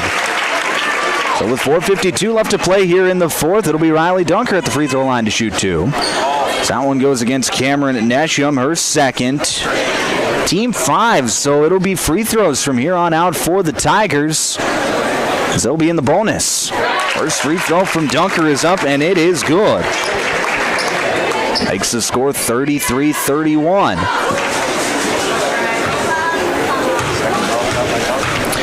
Second free throw from Dunker is up, and she is going to get the friendly roll as that hit every part of the rim before going down. 33-32 your score. 1 point ball game as we come down the stretch. Here is Cameron Nesham feeding it off to Vandersnick. Now over to the left wing with Brendan. Back up top to Vandersnick. She'll jab step drive towards the right and hand it off with Beavers. Beavers looking for somewhere to go. Here's Brendan. Now to Vandersnick on the wing. Vandersnick drives, gets inside the paint. Back out to Nesham. Nesham. She'll get to the free throw line. Kick it back out to Brendan. Brendan now wants to drive. Floats it up with the right hand. No good, but a foul is going to be called. So Maddie Brendan is going to get to the free throw line to shoot 2. That one's going to go against Jaden Penning, and that's a big foul, as that is now Penning's 4th personal foul. First team foul on Groton here in this 4th quarter. First free throw from Brendan is up, and it is good. Big free throws here for Maddie Brendan. Makes it 34-32. It's back into the ball game. It'll be Kella Tracy for the Tigers. Checking out will be McKenna Teets.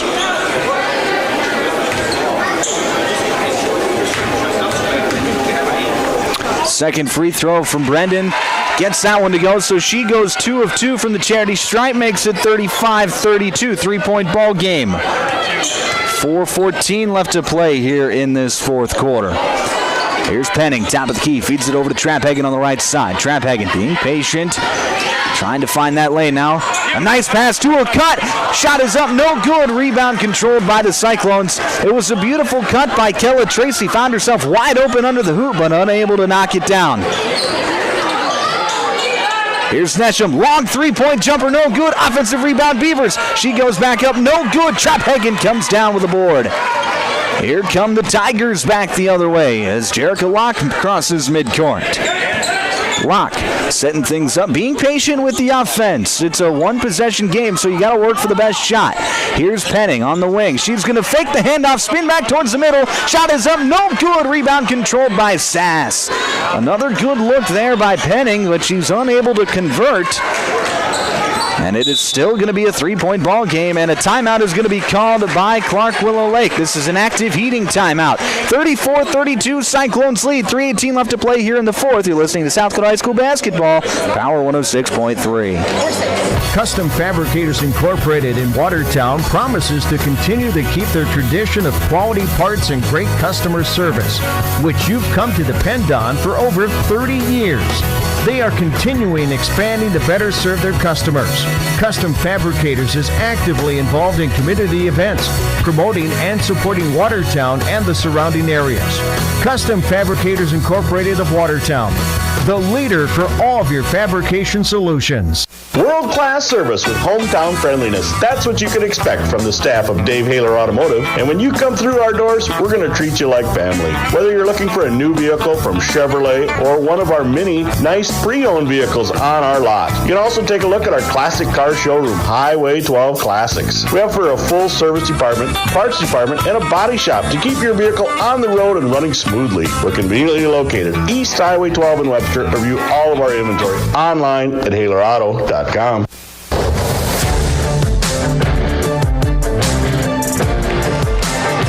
Back here on Power 106.3, 35-32 Cyclones as we head down the stretch. 3:18 left to play here in this 4th quarter. Nothing has been decided here yet. It'll be Cyclone basketball out of the active heating timeout. Here is Cameron Nesham near the midcourt logo. Just 20 seconds left on the shot clock. Nesham being guarded by Tracy. Gets it off now to the left wing with Vandersnick.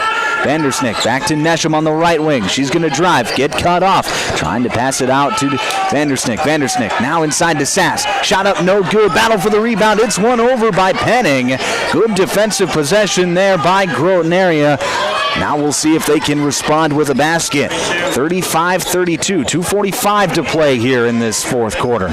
Penning, top of the key, feeds it over to the right side with Trapphagen. Now into Dunker on the corner. Dunker to a cutting. Penning shot blocked away by Nesham. Looked like Nesham got a piece of it, and she comes down with a rebound for the Cyclones. Passes it up to Beavers. Beavers skip pass over to Brendan. She wants to shoot the 3. Now shot fake, drives, kicks out to Beavers. Beavers is going to drive in. Lane opens on the left side. Shot is up, no good, but a foul is called, and Jenny Beavers is going to get to the free throw line to shoot 2. That foul's going to be against Taryn Traphagen, and that is Traphagen's 4th personal foul. Team 2. First free throw from Beavers is up, and she gets that one to go. Makes it a 4-point basketball game at 36-32. 2:21 left to play here in the 4th. Second free throw is up and good as well. So Jenny Beavers goes 2 of 2 from the free throw line.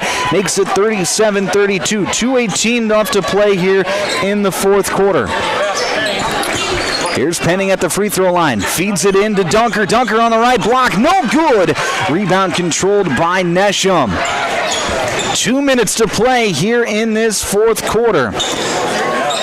And right now, Clark Willow Lake with a 5-point lead. They could go into a bit of chew clock mode. Let's try and just work for the best shot. As here's Brendan driving on the right side, floats it up, no good. Rebound controlled by the Tigers. Here comes Locke working quickly, gets it up to Tracy, back to Locke on the wing. Skip pass over to Traphagen. Traphagen feeds it to Dunker on the block. Dunker working a move, spins back towards the left, shot is up, no good. Rebound controlled by Beavers. Nice job there by Beavers to fight for that rebound. And as the Cyclones cross half court, a timeout is going to be called by the Cyclones. 90 seconds to play here in the 4th quarter. 37-32 your score. Cyclones lead. This is an active heating timeout. Listening to South Dakota High School basketball on Power 106.3. Hey fans, you're surrounded by future leaders, future business owners, and future hometown heroes, both on the field and in the bleachers. That's why Evolution Power Sports and Marine is proud to stand behind our student athletes and the families who cheer them on. Because for us, it's not just about horsepower and machines, it's about building community, supporting tradition, and celebrating the next generation. So let's hear it one more time for the athletes. Visit evolutionpowersports.com, and whatever you do,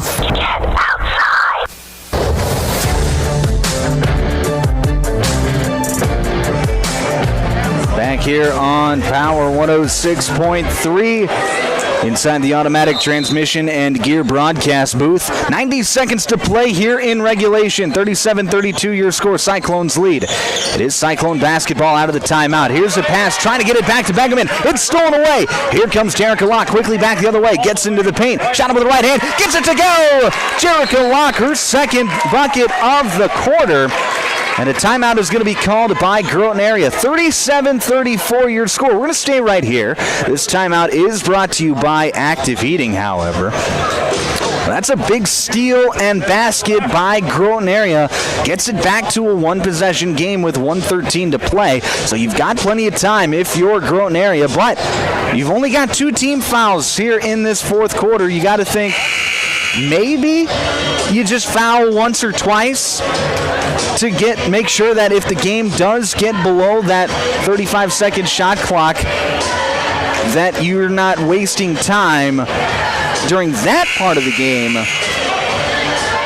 trying to foul and get those 3 fouls to get the Cyclones into the bonus. Just a thought, you might see that here out of the timeout, but the Tigers are going to come out. They're going to be pressing, something that they do very well, trying to get steals and easy baskets off of those steals.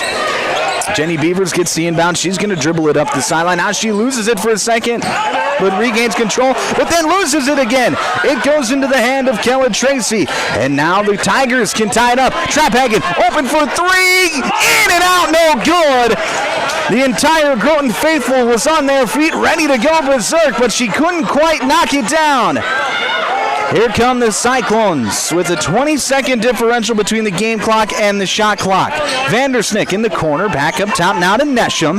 Nesham dribbling around, and a foul is going to be called on Kella Tracy. That is not a bad foul, as that is the 3rd team foul. Tracy's second, but 37.5 seconds remaining. So now you got to imagine that Groton area is going to be fouling 2 more times to try and force the Cyclones to make some free throws. Sideline out of bounds. Begeman gets it to Rorick, and Rorick, being strong with the basketball, passes out to Begeman. And now Begeman is fouled, and that's going to be against Taryn Traphagen. And Taryn Traphagen has just fouled out of this ball game.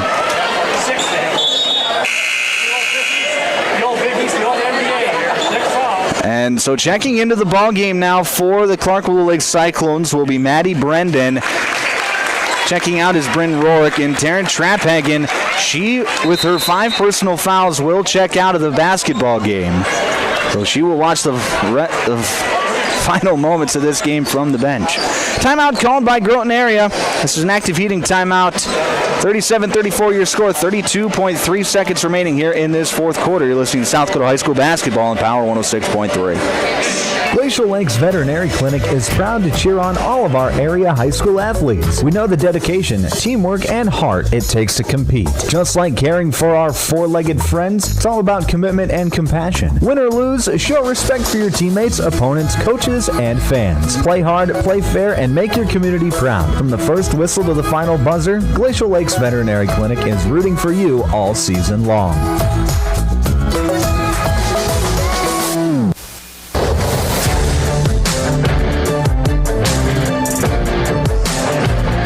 Back inside the automatic transmission and gear broadcast booth, I'm Michael Warrington. 37-34 your score. 32.3 seconds remaining in regulation. Clark Willow Lake is leading, and they will have the basketball out of this timeout.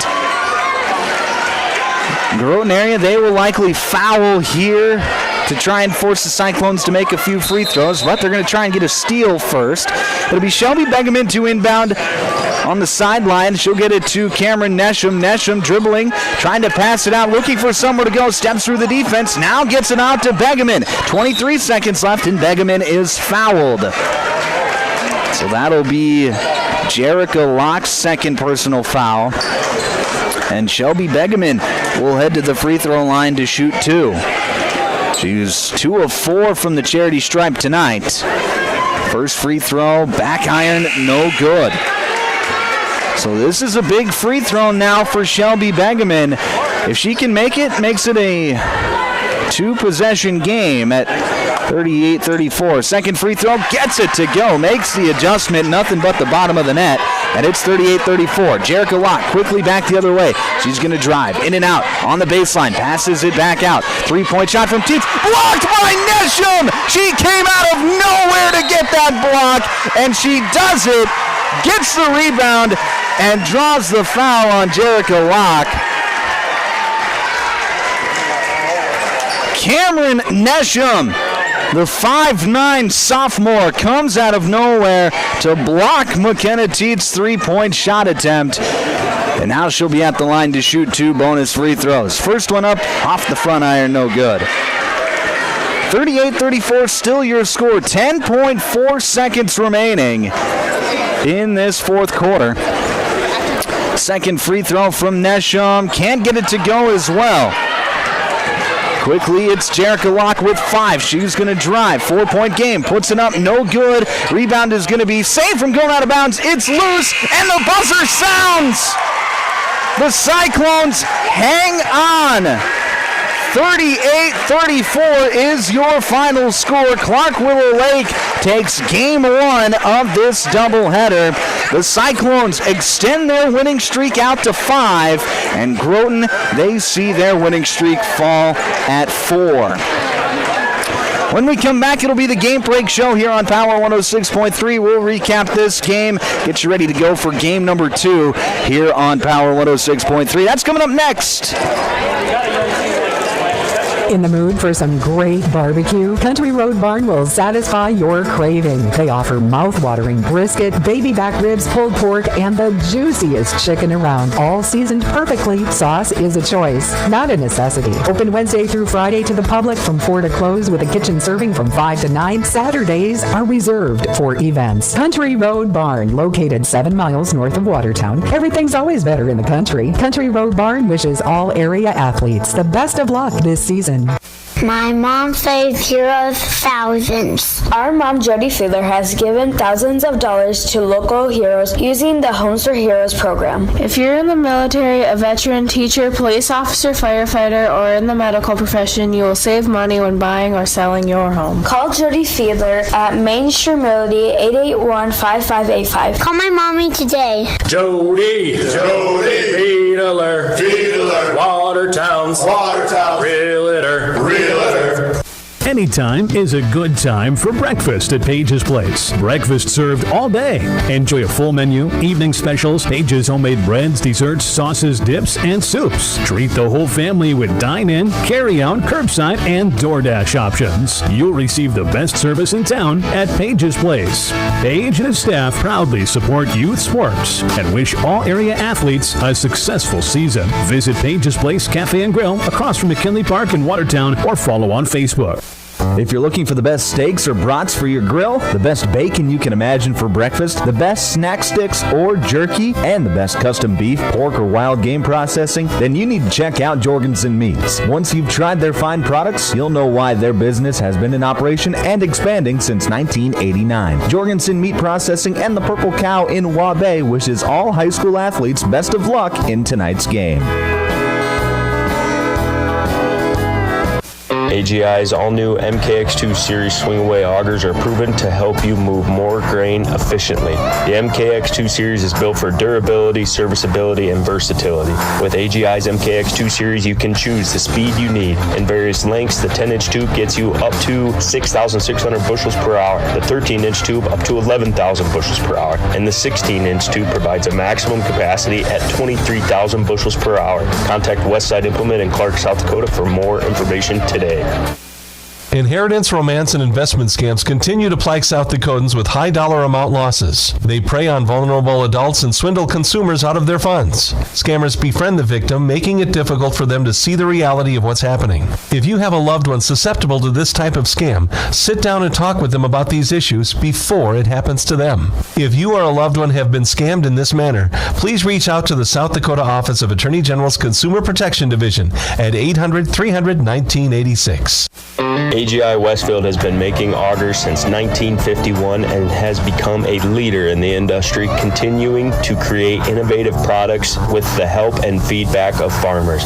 AGI's Westfield has one goal in mind: to make the best augers available. From the parts to the finished product, countless hours of research and development are put into creating an auger you can rely on. AGI Westfield is focused on making your job easier. Contact Westside Implement in Clark, South Dakota for more information today.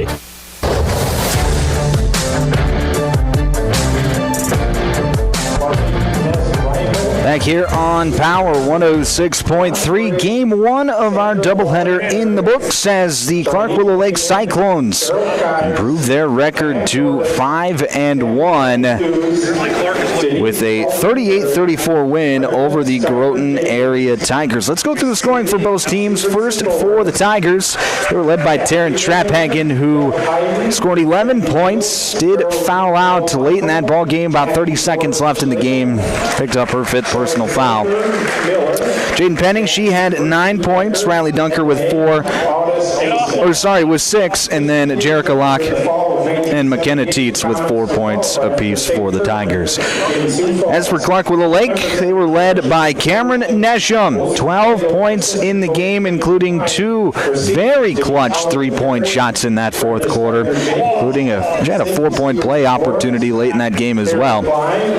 But 12 points to lead the way for the Cyclones. Bryn Rourke, she had 10 points. She was spectacular throughout. Jenny Beavers with 7, Johanna Vandersnick with 2, and Shelby Begeman with 3 points for the Cyclones. Tough game for the Tigers. Good game for the Cyclones. We came into this one thinking, it was going to be a bit of a rock fight, as both teams did play very good defense. We thought Clark Willow Lake had the edge offensively, and turned out that was the case, as the Cyclones were able to just make a couple more shots down the stretch than what the Tigers were able to. But it was two teams that are, I think, relatively evenly matched, and defensively, Groton area definitely brought their game here tonight, holding a good offense in Clark Willow Lake to just 38 points. But the Cyclone defense did their job as well, holding Groton area to below their average at 34 points tonight. Let's name our Sharp Automotive player of the game now, and it's going to go to Cameron Nesham.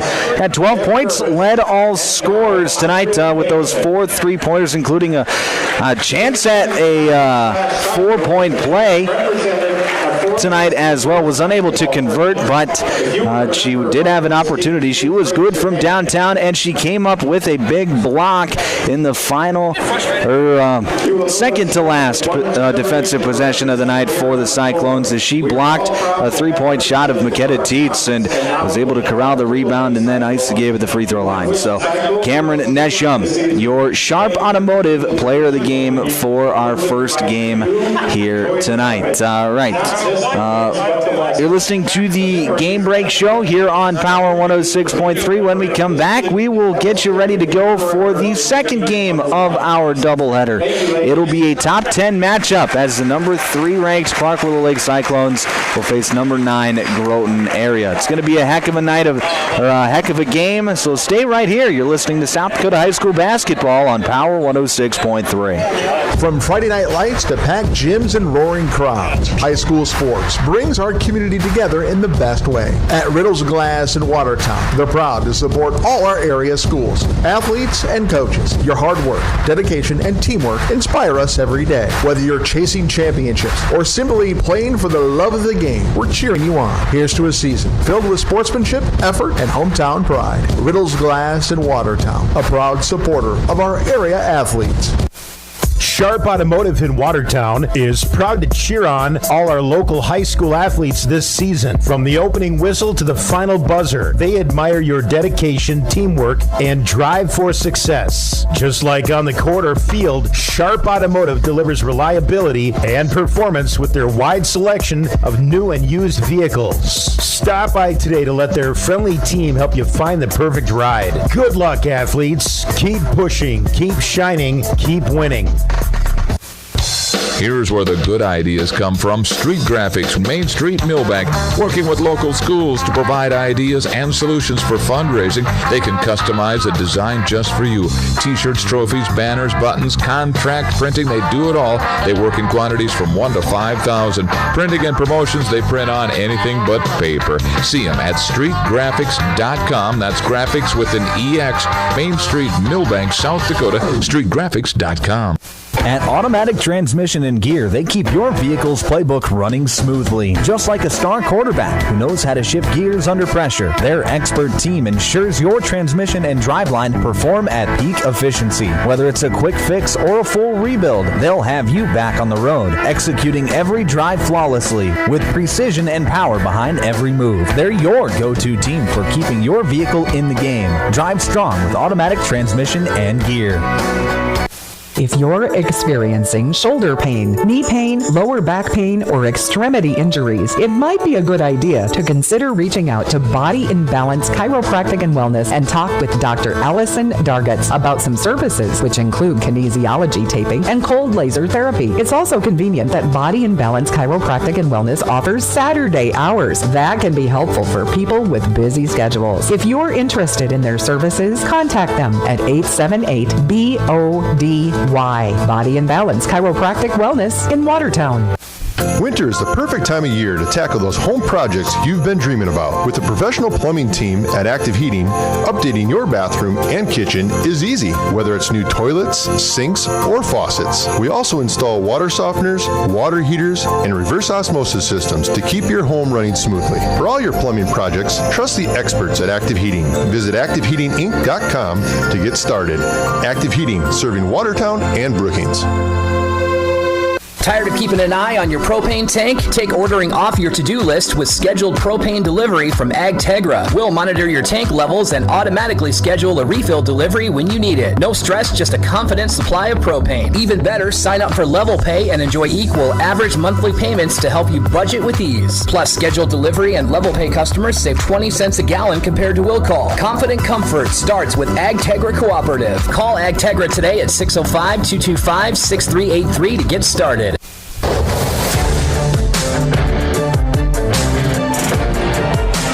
Back here on Power 106.3, KPHR, Ortonville, Millbank, and Watertown. You're listening to the Game Break Show. I'm Micah Warrington. And coming up next, it is the Clark Willow Lake boys taking on the Groton area Tigers. A top 10 matchup here in Class A in the state of South Dakota. And let's talk about the teams. First, number 3, Clark Willow Lake Cyclones. They come into this contest 5-0 on the year, winners of 5 straight to start the season. Last time out, they beat Vermilion 59-49 on Saturday. So it's been a little while since they've played. About 6 days since they last played. They played Vermilion at the Midwest Miracles Classic at the Corn Palace in Mitchell. This is a Cyclones team that's been on a mission to start the year. You can tell that last year's state tournament run has kind of left a bit of a bad taste in their mouth. Last year, they went to the state tournament. They were feeling all high and mighty about themselves, and then they lost 3 straight at the state tournament. And that final game actually came to Groton in that 7th place game. That final score of that game was 64-52. And you can tell that, like I said, this Clark Willow Lake team has maybe got a bit of a bad taste in their mouth coming off of the way that they ended last year. They want to improve upon that, and they look like it to start the year, scoring 67 points a game, only giving up 44 points a game. Now, I didn't major in math when I was in college. Nobody would ever accuse me of being a numbers guy, but that's a 23-point difference. I'd say that's doing all right. It's a team that is very balanced. They do have some very good players in Sully Felberg. I talked to his dad before the game here during one of the JV games, and he was saying, hey, Sully is just a sophomore. He's got offers from Northern State, South Dakota State's looking at him as well. It's not hard to know why. He is 6'8", just a sophomore, extremely talented, can play like a guard at 6'8". Yeah, that's coveted by a lot of different colleges. Very athletic player. He's a good player. Some would say probably the best player on this Cyclones team, but it's really a team.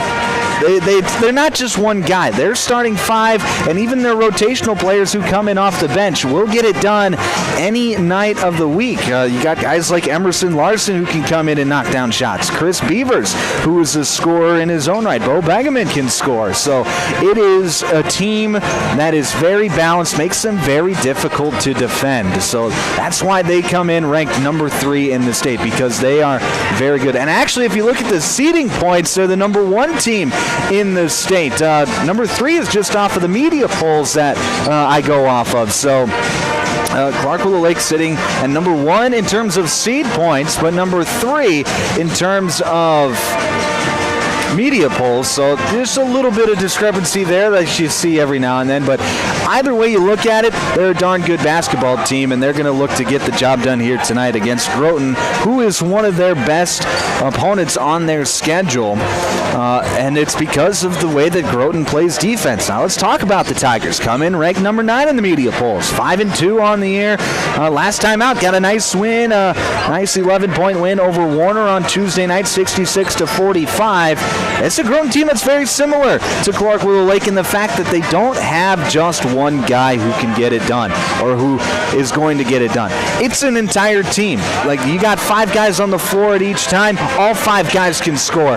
All 5 guys can defend. And it's a team that, state tournament run last year. They've made it to back-to-back state tournaments. Trying to make it 3 in a row this season are the Groton area Tigers. And we talk about the 2 losses that Groton area has, one of which is to the number 1 ranked team in the media polls, West Central, who just earlier this week knocked off Sioux Falls Christian in a classic on Tuesday night. And this is a Groton area team that lost to that very good West Central team. It's a team that's played a really tough schedule to start the season. 3 top 10 teams they've played already. This will be the 4th here tonight, and they've got 4 more in their schedule. Their schedule is loaded, so even if you look at the end of the year and Groton area maybe has 6 or 7 losses, it's because they're playing a gauntlet of a schedule, and it doesn't get any easier here tonight, facing off against Clark Willow Lake. But we talk about the team itself. We mentioned how they are very balanced. They're defensive-minded. They get after you on the defensive side. They want to turn defense into offense. And over the last couple of seasons, I have thought that Groton area has been one of the best passing teams. They're a very selfless team in the state, and they can obviously knock down some outside shots as well. So it's going to be a fun matchup here tonight. Should be an exciting basketball game. I am definitely looking forward to it. We are about 6 minutes to go here till we get the pregame festivities underway. We're going to take a quick break. You're listening to the Game Break Show here on Power 106.3. Sioux Valley Co-op is proud to support all area athletes. Whether you're heading to the game or celebrating a win, fuel up with gas, hot stuff pizza, snacks, and more. Earn points that never expire for gas and car washes.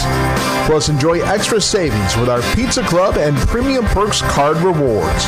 Sioux Valley Co-op is committed to our community and its athletes.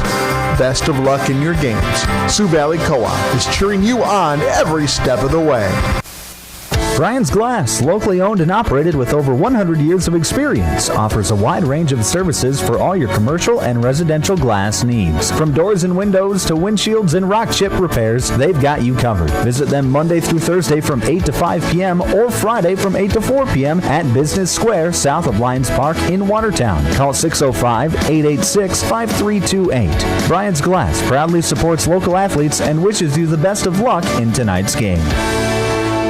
Take a drive to Cornwell Drug and Gifts in Webster, where you can shop in a quiet atmosphere, find some amazing novelty items like greeting cards, jewelry, shoes, bags, clothing for babies and adults. Also, Melissa and Doug learning mats, activity books, and toys. Cornwell Drug and Gifts offers a great selection of home decor, soup mixes, sauces, jams, drink mixes, and chocolates. Find it all at Cornwell Drug and Gifts, 701 Main Street in Webster. Good luck, area athletes. From Cornwell Drug.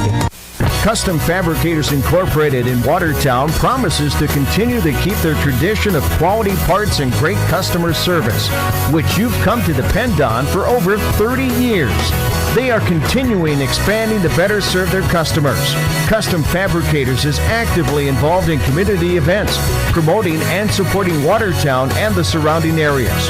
Custom Fabricators Incorporated of Watertown, the leader for all of your fabrication solutions. World-class service with hometown friendliness. That's what you can expect from the staff of Dave Haler Automotive. And when you come through our doors, we're going to treat you like family. Whether you're looking for a new vehicle from Chevrolet or one of our many nice pre-owned vehicles on our lot. You can also take a look at our classic car showroom, Highway 12 Classics. We offer a full service department, parts department, and a body shop to keep your vehicle on the road and running smoothly. We're conveniently located East Highway 12 in Webster. Review all of our inventory online at HalerAuto.com. Hey fans, you're surrounded by future leaders, future business owners, and future hometown heroes, both on the field and in the bleachers. That's why Evolution Power Sports and Marine is proud to stand behind our student athletes and the families who cheer them on. Because for us, it's not just about horsepower and machines, it's about building community, supporting tradition, and celebrating the next generation. So let's hear it one more time for the athletes. Visit evolutionpowersports.com, and whatever you do,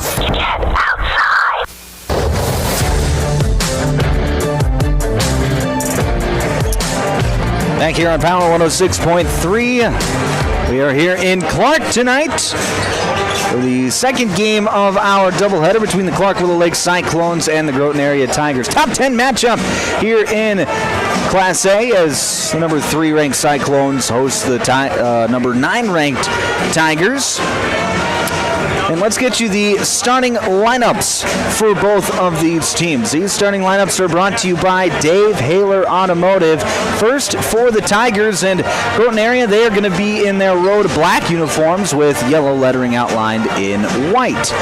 Their starting five is going to look like this. At a guard, 6' senior number 1, Keegan Tracy. At a guard, 6' sophomore number 3, Carson Zach.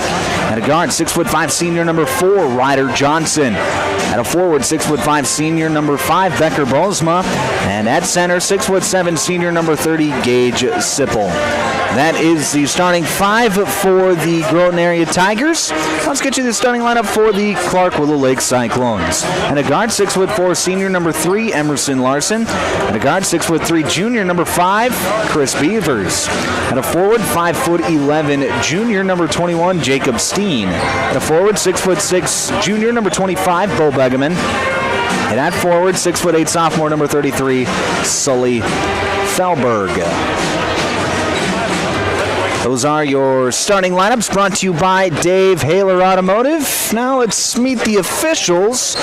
And the law on the court is brought to you by the South Dakota Attorney General's Office Division of Consumer Protection. Our officials for this evening's contest are Josh Mogg, Matt Paulson, and Luke Anderson. They are assigned by the South Dakota High School Activities Association.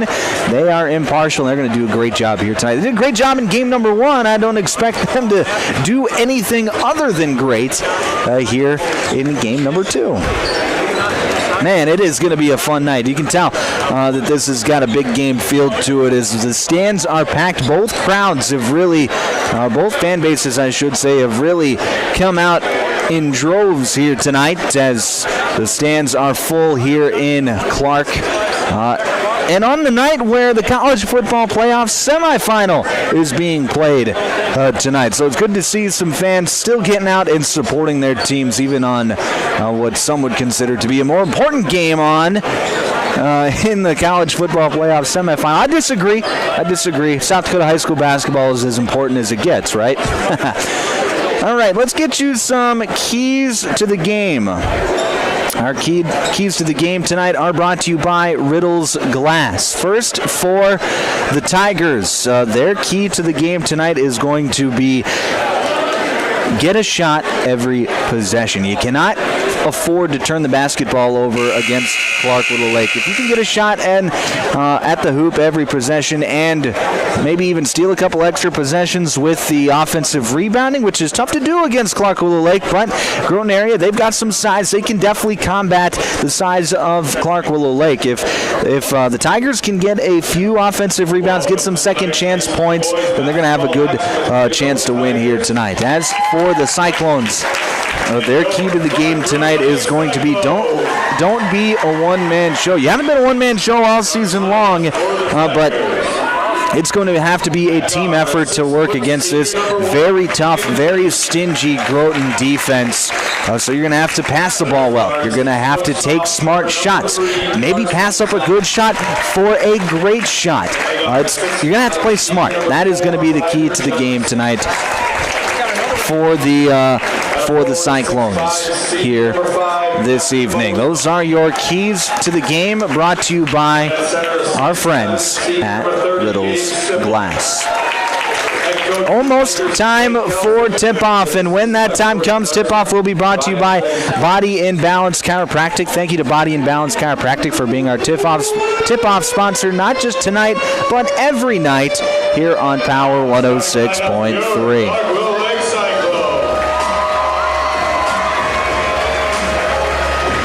Let's go through the starting lineups one more time for the Groton area Tigers. It'll be Keegan Tracy, Carson Zach, Ryder Johnson, Becker Bosma, and Gage Sipple. And for the Cyclones, Emerson Larson, Chris Beavers, Jacob Steen, Bo Begeman, and Sully Felberg. It's a top 10 matchup in Class A here tonight on Power 106.3. We had a top 10 matchup last Friday night when Hamlin and Castlewood took to the court. That was a classic. We'll see if this one can live up to that hype as well. Should be a fun game. I'm thinking it will be.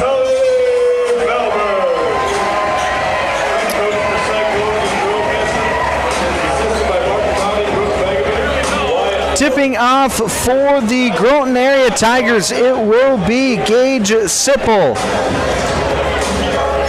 as he stands in center court awaiting his opponent. Tipping off for the Cyclones, it will be Sully Felberg.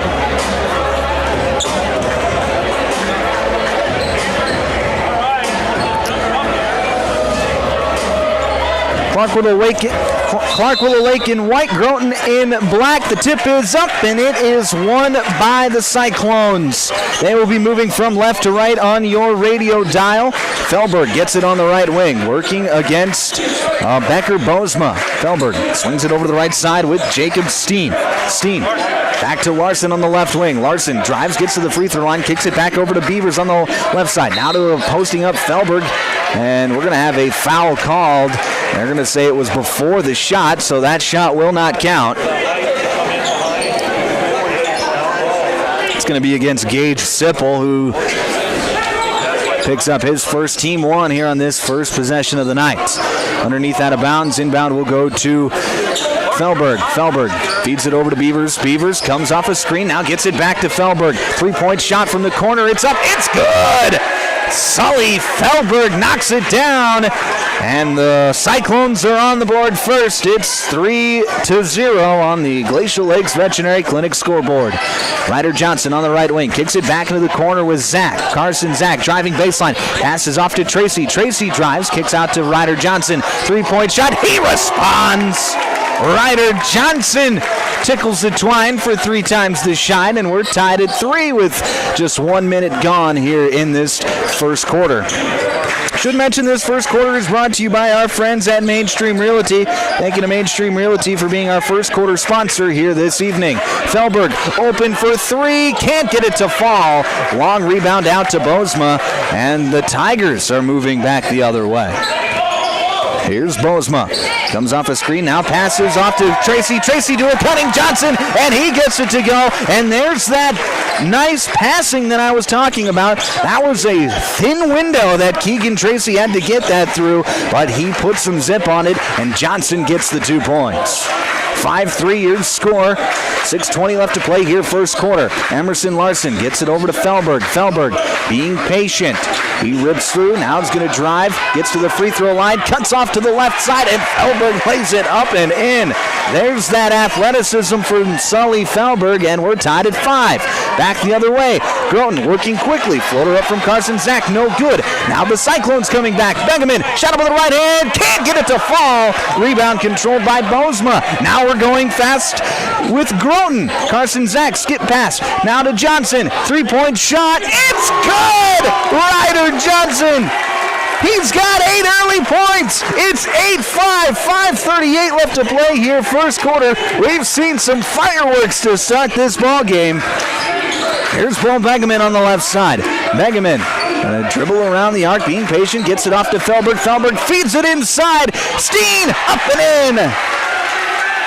Nice dish there by Felberg, and a good job there by Steen of finishing at the cup. It's 8-7 on the Glacial Lakes Veterinary Clinic scoreboard. Groton leads. Here's a mid-range jumper from Sipple. No good. Rebound controlled by the Cyclones. Hit that shot. You need to keep taking that. Emerson Larson on the right side gets a screen from Felberg. Comes off the screen. Does Larson. Kicks it out to Begeman. 3-point shot from the left wing. No good. Rebound controlled by Ryder Johnson. He wants to move quickly. Passes off to Bozma. Bozma back to the right side with Carson Zach. He's going to jab step. Come off a screen now. And now feed it inside to Sipple. Sipple goes up and he gets fouled. So Gage Sipple is going to get to the free throw line to shoot 2.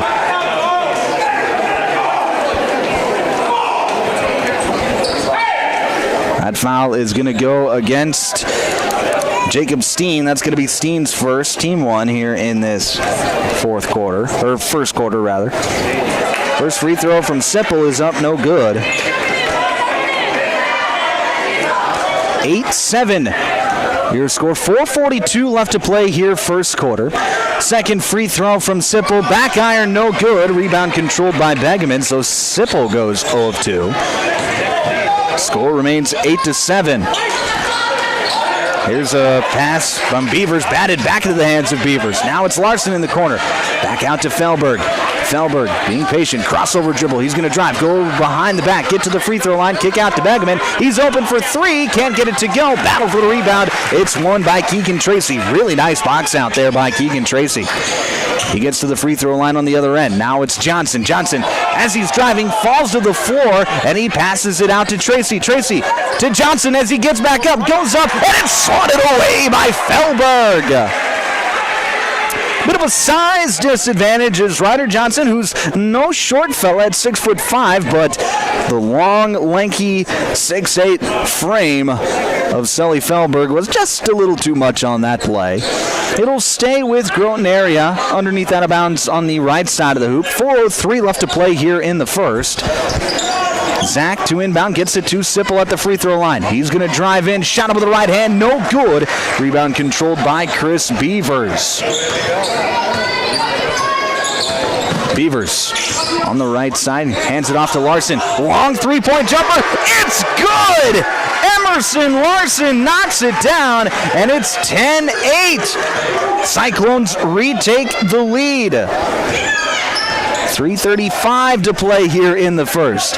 Carson Zach comes off a high ball screen, spins back towards the middle, passes off to Johnson. He's got the hot hand, and it continues. Ryder Johnson knocks down his third triple of the quarter, and it's 11-10 Tigers on the Glacial Lakes Veterinary Clinic scoreboard. Here's Begeman off the handoff, gets into the lane, passes it back out. Three-point shot from Beavers, no good. Larson comes up with the offensive rebound. Spins up, no good. Shot with the left hand. And Groton Harriers coming back the other way. Here's a drive in by Carson Zach. Goes up and he gets fouled. It has been a quick start to this game. A lot of exciting action. As that foul goes against Emerson Larson, that's going to be his first. Team 2 here in this first quarter. And it'll be Carson Zach at the free throw line to shoot 2. First free throw from Zach is up, and it is good. Makes it 12-10 with 3:01 to play. Now into the game for the first time, it's Joey Reese for the Cyclones. Jacob Steen will take a seat. So the tall lineup, as no player under 6'3" on the court at the time for Clark Willow Lake. This is definitely their biggest lineup that they play. As Carson Zach knocks down 2 of 2 free throws, makes it 13-10. Now a couple of substitutions for Groton area as Easton Weber checks in for the Tigers, and Groton area going to bring some pressure now into the front court. Inbound's going to go to Felberg. Felberg being patient, working against this man-to-man trap press. Gets it off to Beavers, and Beavers gets it across half court. Here's Begeman on the left wing. Over to Reese. Reese being patient. Pass fakes. Now he's going to dribble. Pass it off with Beavers. Open for 3. Got it! Chris Beavers knocks it down, and we're tied at 13. 2:35 left to play here in this first quarter. Here's Weber in the corner, spinning, now passing out to Carson Zach. Zach at the free throw line, kicks out to Johnson, but a foul is called, and hey, Johnson shot it after the whistle. That was the one that he missed. So hey, get that out of your system now, young man. Hasn't missed from 3 tonight, as he's 3 for 3 to start his evening. 11 points to start the night for Ryder Johnson. Here's Johnson on the left wing. Jab steps, drives, gets in the lane. Pull-up jumper, gets the friendly roll. Ryder Johnson continues his hot start as he's got 13 of the 15 points for the Tigers. Here's Bo Begeman. Pass off to Emerson Larson. Larson drives baseline, kicks it back out to Begeman. Begeman drives, gets 2 feet in the lane, passes back out. Here's Reese. Now up top to Begeman. Swings it around to Larson on the wing. Larson, pass fake, drives, gets in the lane. Floater up with the left hand, gets it to fall. Kisses it sweet off the top of the glass and got it to go. Emerson Larson, his second bucket of the night, makes it 15 all. Here's Tracy into the lane, passes back out to Weber. Weber feeds it to Sipple on the block. Sipple working a move against Felberg and swatted away! Gage Sipple tried to work a move against Sully Felberg, tried to spin back baseline, and Felberg wasn't having it. He rejects it into the stage. and it'll stay here with the Tigers. 1:32 to play here in this first quarter. Inbound is going to go to Weber, swinging around out of Sipple. Now back to the left with Carson Zach. 3-point shot. He got it to go. Carson Zach gets on the board, or gets a field goal on the board, I should say, and it's 18-15 Tigers. 1:13 to play here first quarter.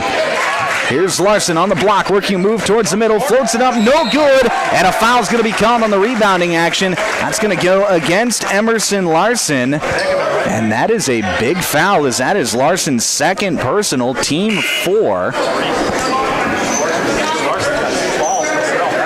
So Larson's going to have to take a seat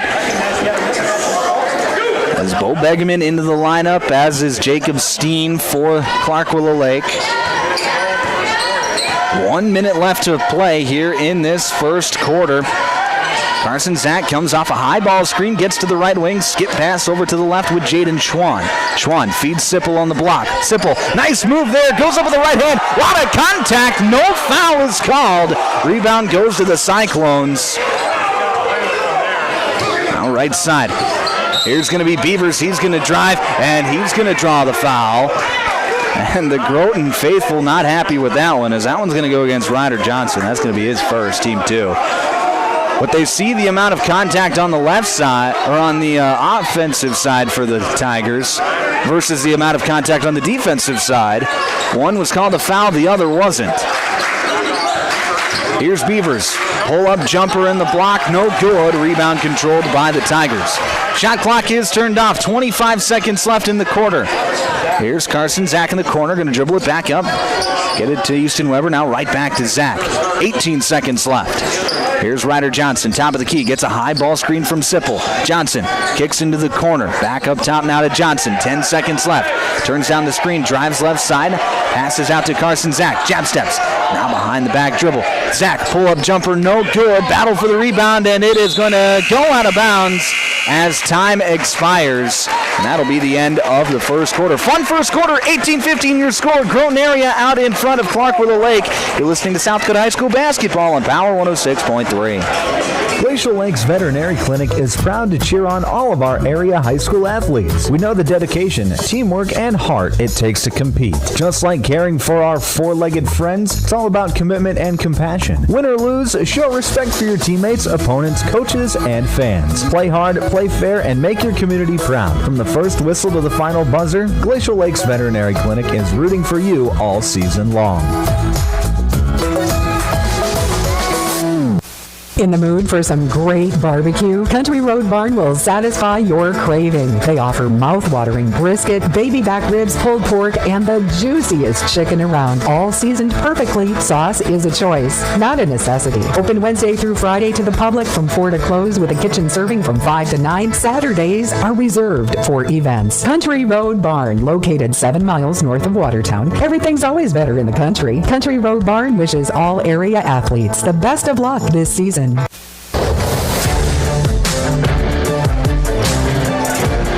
Back here on Power 106.3 inside the automatic transmission and gear broadcast booth. Start of the second quarter. This second quarter is brought to you by Brian's Glass. Thank you to Brian's Glass for being our second quarter sponsor here this evening.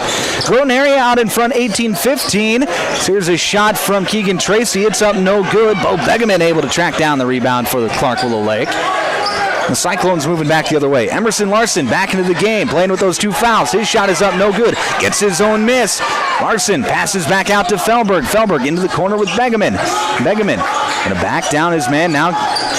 Pass off to Steen. Steen hands it off to Larson. Larson at the free throw line. Out to Begeman. 3-point shot. No good. Rebound by Sipple. Good look there from Begeman. He's had a few good looks from downtown. Just hasn't been able to knock anything down yet. There's Sipple, saves it from going to the backcourt. Passes off with Carson Zach. Zach, top of the key. This is over to the left side now with Weber. Weber feeds it to Tracy. Tracy drives, gets cut off. Pass back out to Bosma. 3-point shot. Looked like it was deflected by Begeman. It came up well short of its target. Begeman using that big 6'6" frame to get a deflected shot. Now he's going to drive left side. He's going to get cut off by Begeman feeds it into Felberg. Felberg dribbled it off of his foot. Felberg realizing that he has got a mismatch. He's going to try to post up his man. And now a switch happens as Bozma switches onto Felberg. That switch, it was there for a second there as Keegan Tracy was guarding Felberg, but Clark Willow Lake unable to take advantage. Instead, Jacob Steen driving to the cup. Gets it to go. Nice finish there from Steen. And it's 18-17. Tigers still out in front. Here's Weber. Feeds it over to the right side with Carson Zach, then right back to Weber, now to Sipple. Sipple to Tracy on the left wing. Tracy comes off a high ball screen, drives into the lane. Shot blocked away by Felberg. His third block of the night so far. And now a pass into Begeman. He flushes it home. Bo Begeman. A nice give and go with Emerson Larson. And the Cyclones are back in front, 19-18. 3-point shot on the other end. It's good! Keegan Tracy responds with a triple, and it's 21-19. 5.5 to play here, second quarter. Here's Felberg now. Feeds it over to Begeman. Begeman dribbling towards the middle of the court, now around the arc. Gets it to a cutting Felberg. Felberg up, can't finish it. Gets his own rebound and finishes the second chance opportunity. Felberg, his first points here in the second quarter, ties the game at 21. 5:07 left to play here, second quarter. Right side, that's going to be Easton Weber. Being patient, gets it up top to Tracy. Now swinging it around to Carson Zach. Zach up top to Bozma. Bozma pass fakes, pass off to Zach. Long three-point jumper, back iron, no good. Begeman comes down with a rebound as he goes sky high. Steen gets it almost stolen away, but he passes it up to Larson. Larson drives and finishes at the cup. 23-21. Groton area working quickly back the other way. Here's Carson Zach in the corner now. He's going to dribble it around the arc. Skip pass over to Tracy. Tracy on the right wing. Drives, passes off to Weber. Long three-point jumper. In and out, no good. Rebound controlled by Larson. It's been bombs away for Groton here tonight. Unable to get that one to go, however. They still trail 23-21. Here's Steen over to Felberg on the left wing. Felberg feeds it into the corner with Beavers. Beavers drives, pulls up, and he gets the jumper to go. And a timeout's going to be called by Groton area. 25-21 your score. Cyclones out in front. 3:58 left to play here in this first half. You're listening to South Dakota High School basketball on Power 106.3.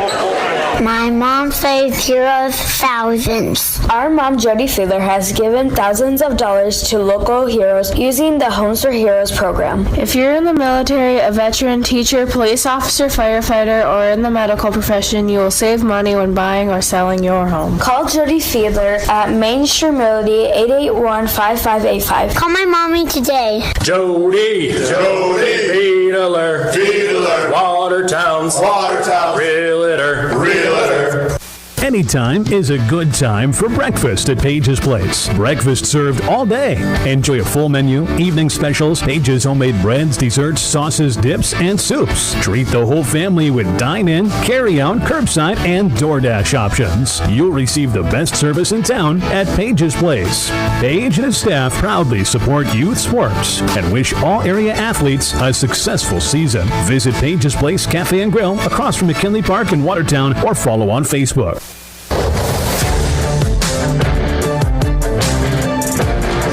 Back on Power 106.3 inside the automatic transmission and gear broadcast booth. That last timeout was brought to you by Active Heating. Thank you to Active Heating for being our timeout sponsor here this evening. 25-21 your score. Cyclones of Clark Willow Lake are out in front over Groton area. It'll be Tiger basketball out of the break, however. Here's Carson Zach to set things up. Hands it off with Johnson back into the ball game. Feeds it into the corner with Weber, then right back to Johnson. Johnson going to hand it off with Zach. Zach on the left wing gets a high ball screen. Now turns the corner. Shot is up. No good, but a foul is going to be called. Felberg went to contest that shot. Maybe got a little bit too much down low. That's going to be his first personal. Team 1 here in this second quarter.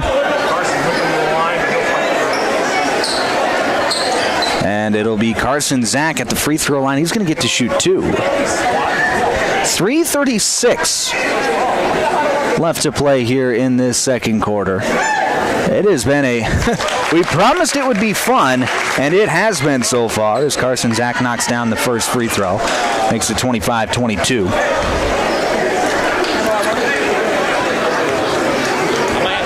Second free throw, back iron, no good. Rebound controlled by Bo Begeman. The score remains 25-22. Here's Steen at the top of the key.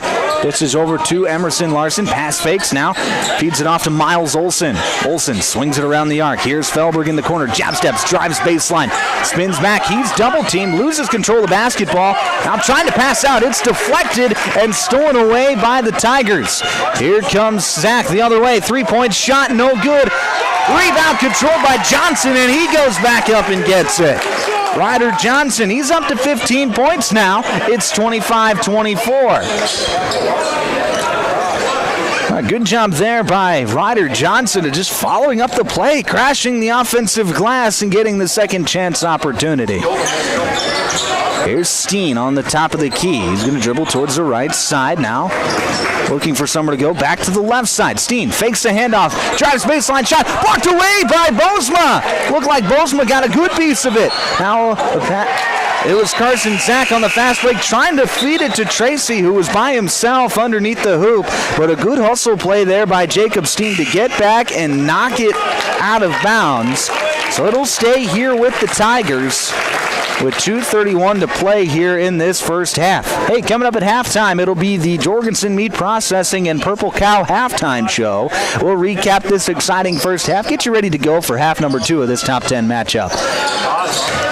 Bozma into the paint, and he's going to hand it off with Johnson. Johnson, as he was trying to jump stop, just gave a bit of an extra shuffle, and that's going to be a turnover back to the Cyclones. 2:27 left to play here in this first half. Felberg gets the inbound, working against this Groton area press. I'll get it right back to Beavers as the defense backs off. Just full court man-to-man. There's Steen, who saves it from going out of bounds. Nice catch there by Steen. Now to Larson. He's going to rip through, dribble around the arc, hand it off with Joey Reese. Reese, top of the key, and he's going to get caught traveling as he tried to jump stop. Now Bo Begeman back into the ball game. Steen will take a seat. So the Cyclones going with their tall lineup once more. Seeing if they can't go on a run here before halftime. 2 minutes to play here till halftime. Here's Johnson, top of the key, feeds it around to Tracy, now to Bozma. Bozma back to Tracy. Little shot fake, drive, kick out. Zach, shot fake. One dribble pull up from the corner, no good. Fight for the rebound. It's won over by Clark Willow Lake. Here's Larson, quickly back the other way. Kicks it back to Begeman, trailing the play. Now to Joey Reese. Reese feeds it over to Beavers, and Beavers is going to dribble out and reset.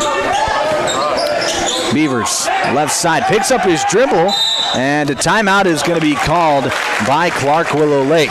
19 seconds left on the shot clock. 90 seconds left to play here till halftime. 25-24 your score. Clark Willow Lake out in front. You're listening to South Dakota High School basketball on Power 106.3. If you're looking for the best steaks or brats for your grill, the best bacon you can imagine for breakfast, the best snack sticks or jerky, and the best custom beef, pork, or wild game processing, then you need to check out Jorgensen Meats. Once you've tried their fine products, you'll know why their business has been in operation and expanding since 1989. Jorgensen Meat Processing and the Purple Cow in Waubay wishes all high school athletes best of luck in tonight's game.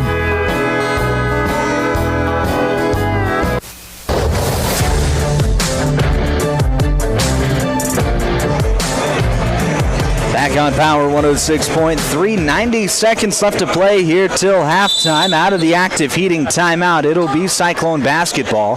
Inbound is going to go to Beavers near midcourt. Beavers being guarded by Keegan Tracy. Gets it off to Reese. 10 seconds left on the shot clock. Now it's Begeman in the corner. Begeman, skip pass over to Beavers. 3-point shot on the way. It's good! Nice find there by Begeman, and a great job by Beavers to knock down the three, and it's 28-24 Cyclones. Johnson step back, and he's going to just dish off to Zach. Carson Zach on the wing, feeds it over to Tracy. Tracy gets a high ball screen, comes off it, offensive foul. That's going to go against Gage Sipple. That's going to be his second. Team one here in this second quarter. Haven't had many fouls here in this second quarter, just one for each team. Not a terrible amount of foul trouble. The only player with there's two players now with 2 fouls. Sipple for the Tigers, and then Emerson Larson for the Cyclones. Under a minute to play here in this first half. Here's Beavers, feeds it to Felberg, posting up Felberg. Nice spin move, jumper, good. Sully Felberg, nice touch off the glass, makes it 30-24 Cyclones. Left side. That's going to be Johnson. Gets it off to Weber. Weber drives, kicks out to Zach. Zach drives baseline. Feeds it into a cutting Johnson, who finishes at the rim. Very nice pass there by Carson Zach, and a great cut by Ryder Johnson. Here's Begeman working against Johnson to get it up the court, and does. Now it's Beavers near the midcourt logo. Beavers gets a high ball screen from Steen. 9 seconds left till halftime. Beavers off the high ball screen, crosses over, passes off to Steen. 2 seconds, Steen, shot fake, and a travel with 0.4 seconds left. It'll be a turnover, and it'll be Groton basketball. They'll maybe get time to heave. Zach gets it off, no good. Carson Zach, they marked it, so he got it off in time, but the shot was no good. Makes it 30-26 here at halftime.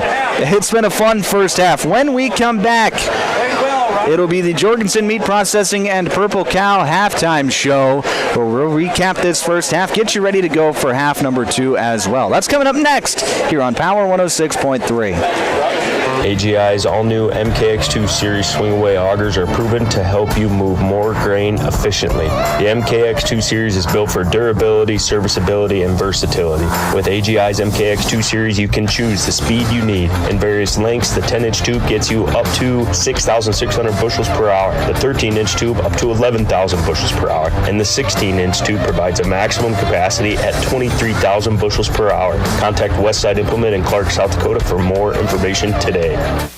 From Friday night lights to packed gyms and roaring crowds, high school sports brings our community together in the best way. At Riddle's Glass in Watertown, they're proud to support all our area schools, athletes, and coaches. Your hard work, dedication, and teamwork inspire us every day. Whether you're chasing championships or simply playing for the love of the game, we're cheering you on. Here's to a season filled with sportsmanship, effort, and hometown pride. Riddle's Glass in Watertown, a proud supporter of our area athletes. Sharp Automotive in Watertown is proud to cheer on all our local high school athletes this season. From the opening whistle to the final buzzer, they admire your dedication, teamwork, and drive for success. Just like on the court or field, Sharp Automotive delivers reliability and performance with their wide selection of new and used vehicles. Stop by today to let their friendly team help you find the perfect ride. Good luck, athletes. Keep pushing, keep shining, keep winning. Here's where the good ideas come from. Street Graphics, Main Street, Millbank, working with local schools to provide ideas and solutions for fundraising. They can customize a design just for you. T-shirts, trophies, banners, buttons, contract printing, they do it all. They work in quantities from 1 to 5,000. Printing and promotions, they print on anything but paper. See them at streetgraphics.com. That's graphics with an EX. Main Street, Millbank, South Dakota, streetgraphics.com. At Automatic Transmission and Gear, they keep your vehicle's playbook running smoothly. Just like a star quarterback who knows how to shift gears under pressure, their expert team ensures your transmission and driveline perform at peak efficiency. Whether it's a quick fix or a full rebuild, they'll have you back on the road, executing every drive flawlessly with precision and power behind every move. They're your go-to team for keeping your vehicle in the game. Drive strong with Automatic Transmission and Gear. If you're experiencing shoulder pain, knee pain, lower back pain, or extremity injuries, it might be a good idea to consider reaching out to Body in Balance Chiropractic and Wellness and talk with Dr. Allison Dargetts about some services, which include kinesiology taping and cold laser therapy. It's also convenient that Body in Balance Chiropractic and Wellness offers Saturday hours. That can be helpful for people with busy schedules. If you're interested in their services, contact them at 878-BODY. Body and Balance Chiropractic Wellness in Watertown. Winter is the perfect time of year to tackle those home projects you've been dreaming about. With the professional plumbing team at Active Heating, updating your bathroom and kitchen is easy, whether it's new toilets, sinks, or faucets. We also install water softeners, water heaters, and reverse osmosis systems to keep your home running smoothly. For all your plumbing projects, trust the experts at Active Heating. Visit ActiveHeatingInc.com to get started. Active Heating, serving Watertown and Brookings.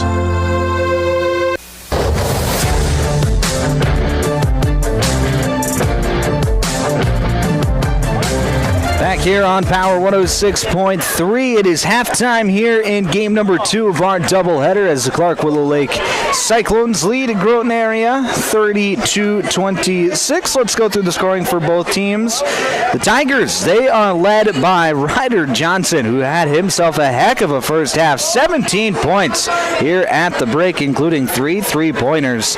And then Carson Zach, he's got 6 points, and Keegan Tracy with 3 points for the Tigers. So it hasn't been a one-man show, but it's one guy who's done a lot of the scoring. The Groton area, it's been Ryder Johnson who's got 17 points, right? But you don't feel like he's being a ball hog or anything. Like, no, he's just made shots. That's really what it's all come down to in that first half. Ryder Johnson has just been spectacular here in this game in that first half tonight. Bit of a different story here for Clark Willow Lake as they've got a more balanced attack. Sully Felberg leads the show with 9, but Chris Beavers has 8, Emerson Larson has 7, Jacob Steen with 4, and Bo Begeman with 2. So it has been a very just even keel contest, even keel scoring offense for the Cyclones here this evening. A little bit of a different story for Groton area as Ryder Johnson. He's got 17 of the 26, but nobody's out of this game. I mean, this game is still up for the grabs with it only being a 4-point game here at halftime. What I think it's going to come down to here in this second half is going to be who can string together more stops. Who can go on 4 or 5 possessions in a row without giving up any points and then scoring points? Who can go on a 6-8, 10-0 run, 10-2 run, in this second half to, either extend their lead or get into the lead? It's going to be a back and forth battle. It's been that all night long. But who can go on that run? Who can go on the big one to get a win here tonight in this top 10 matchup? That's going to be the question. Both teams have really played their hearts out in that first half. They're going to have to play even harder here in the second half.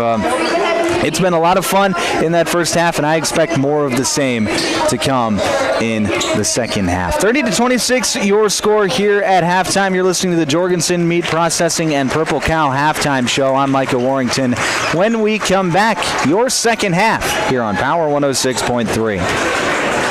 Tired of keeping an eye on your propane tank? Take ordering off your to-do list with scheduled propane delivery from AgTegra. We'll monitor your tank levels and automatically schedule a refill delivery when you need it. No stress, just a confident supply of propane. Even better, sign up for Level Pay and enjoy equal average monthly payments to help you budget with ease. Plus, scheduled delivery and Level Pay customers save 20 cents a gallon compared to will call. Confident comfort starts with AgTegra Cooperative. Call AgTegra today at 605-225-6383 to get started.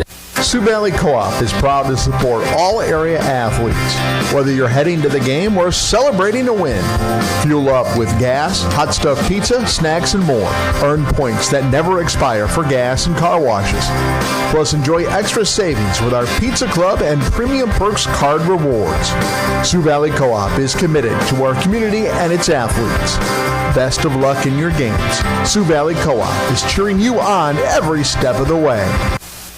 Brian's Glass, locally owned and operated with over 100 years of experience, offers a wide range of services for all your commercial and residential glass needs. From doors and windows to windshields and rock chip repairs, they've got you covered. Visit them Monday through Thursday from 8 to 5 p.m. or Friday from 8 to 4 p.m. at Business Square, south of Lions Park in Watertown. Call 605-886-5328. Brian's Glass proudly supports local athletes and wishes you the best of luck in tonight's game. Take a drive to Cornwell Drug and Gifts in Webster, where you can shop in a quiet atmosphere, find some amazing novelty items like greeting cards, jewelry, shoes, bags, clothing for babies and adults. Also, Melissa and Doug learning mats, activity books, and toys. Cornwell Drug and Gifts offers a great selection of home decor, soup mixes, sauces, jams, drink mixes, and chocolates. Find it all at Cornwell Drug and Gifts, 701 Main Street in Webster. Good luck, area athletes. From Cornwell Drug. Custom Fabricators Incorporated in Watertown promises to continue to keep their tradition of quality parts and great customer service, which you've come to depend on for over 30 years. They are continuing expanding to better serve their customers. Custom Fabricators is actively involved in community events, promoting and supporting Watertown and the surrounding areas. Custom Fabricators Incorporated of Watertown, the leader for all of your fabrication solutions. World-class service with hometown friendliness. That's what you can expect from the staff of Dave Haler Automotive. And when you come through our doors, we're going to treat you like family. Whether you're looking for a new vehicle from Chevrolet or one of our many nice pre-owned vehicles on our lot. You can also take a look at our classic car showroom, Highway 12 Classics. We offer a full service department, parts department, and a body shop to keep your vehicle on the road and running smoothly. We're conveniently located East Highway 12 in Webster. Review all of our inventory online at HalerAuto.com.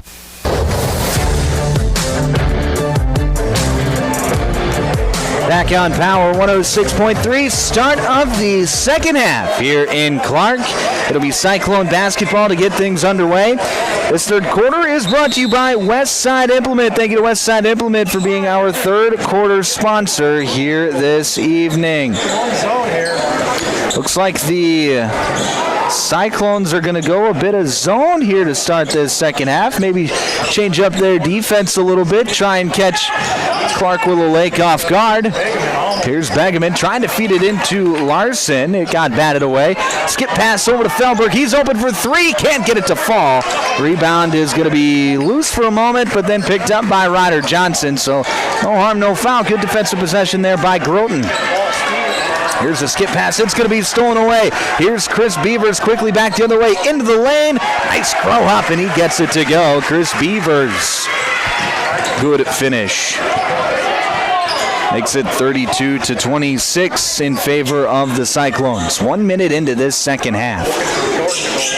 It's going to be Keegan Tracy on the left wing. Being patient with it, gets a screen on the wing. Nice pass inside to Sipple. He controls it and gets it to go. Nice finish from Sipple. Good pass by Tracy. And it's 32-28. Steen over to Begeman, working against his 2-3 zone. Back over to the right side with Beavers. Beavers feeds it to Larson in the mid-post. Larson going to back it out. Here's Beavers, swings it around to Steen. 3-point jumper on the way, can't get it to fall, and it'll be Sipple who comes down with a rebound. 32-28, right side, Johnson. Gets it to Zach in the corner. Now back up top to Johnson. 3-point shot. It is off the front iron. No good. And on the rebounding action, it's going to be Bosma who comes up with a foul. That's going to be his first. Team one here in this third quarter. 32-28, still your score on the Glacial Lakes Veterinary Clinic scoreboard. 6:16 to play here in the third. Emerson Larson dishes over to Beavers. Now back to Larson, working against this 2-3 zone. Here's Begeman to Steen. Steen, skip pass over to Larson on the left wing. Larson feeds it to Felberg. Felberg dribbles up, 10 seconds left on the shot clock. Felberg, step back. He's going to skip pass to Begeman. 3-point shot from the corner, no good. Rebound is going to go out of bounds, and they're going to say it was off the hand of Ryder Johnson. Even Emerson Larson looking around like that might not be the right call. The officials come together, and They're going to stay with the call on the court, so it'll be Cyclone basketball with a fresh 35. Here's Steen to Begeman, left wing.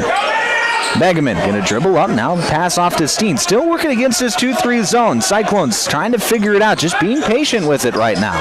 Here's Larson, gets a screen from Felberg, now swings it around the arc. Here's Begeman in the corner, one dribble pull up, no good. And Felberg comes up with a rebound, goes back up and gets it to go.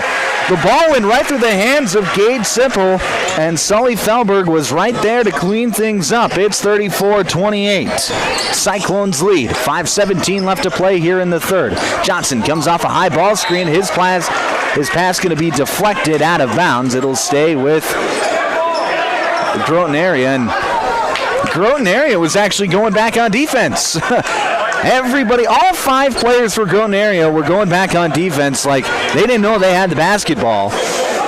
The officials saw it get deflected, so it'll stay with the Tigers. 22 seconds left on the shot clock. Inbound, going to go to Bosma. His shot no good. Battle for the board. It's loose, and it's going to be won by the Tigers. Going back up with it and getting it to fall is Carson Zach. And it's 34-30, so the Tigers just hanging around right now. 4:57 left to play here in the third. Here's Beavers, comes off a screen, gets it off to Steen. Steen feeds Felberg, turnaround jumper, gets it to go. And if Sully Felberg is going to be allowed to post up like that, he is going to have a killing here in this second half. 36-30 your score. Here's a drive in, getting to the free throw line is Carson Zach, and passing back out to Johnson. Johnson, jab steps, drives, gets into the lane, and he draws the foul. That's going to go against Emerson Larson. Big foul there, as that is Larson's third, team 1, and right on cue, Emerson Larson will have to go to the bench. Joey Reese into the game for Clark Willow Lake. 4:31 left to play here in the third. 36-30 your score. Underneath out of bounds for the Tigers, and a foul is going to be called before the pass can be inbounded. That'll be against Joey Reese. That's Reese's first. Team 2 here in this third quarter. Carson Zach to inbound, gets it to Bosma. Bosma, one dribble, gets it to Sipple. Sipple on the block, fake spins, goes back the other way. No good. Rebound by Sipple, goes back up, gets it to go through contact and one. That's going to go against Felberg. And that's going to be Sully's second, team 3, and Gage Sipple is going to be at the line for an old-fashioned three-point play. Free throw is up, back iron no good, and are we going to have a foul? Looks like yes. We are going to have a foul on Gage Sipple. I didn't know if it was a foul or if they got him for going in the lane early. Nope, they get him for the foul on the rebounding action. That is going to be Sipple's third, team 2. On Groton. Left side, it's going to be Beavers, and Beavers got it poked away from Keegan Tracy. And Beavers got to do a better job of taking care of the basketball. And now a timeout is going to be called by Clark Willow Lake. 36-32 your score. Cyclones lead. 4:13 left to play here, third quarter.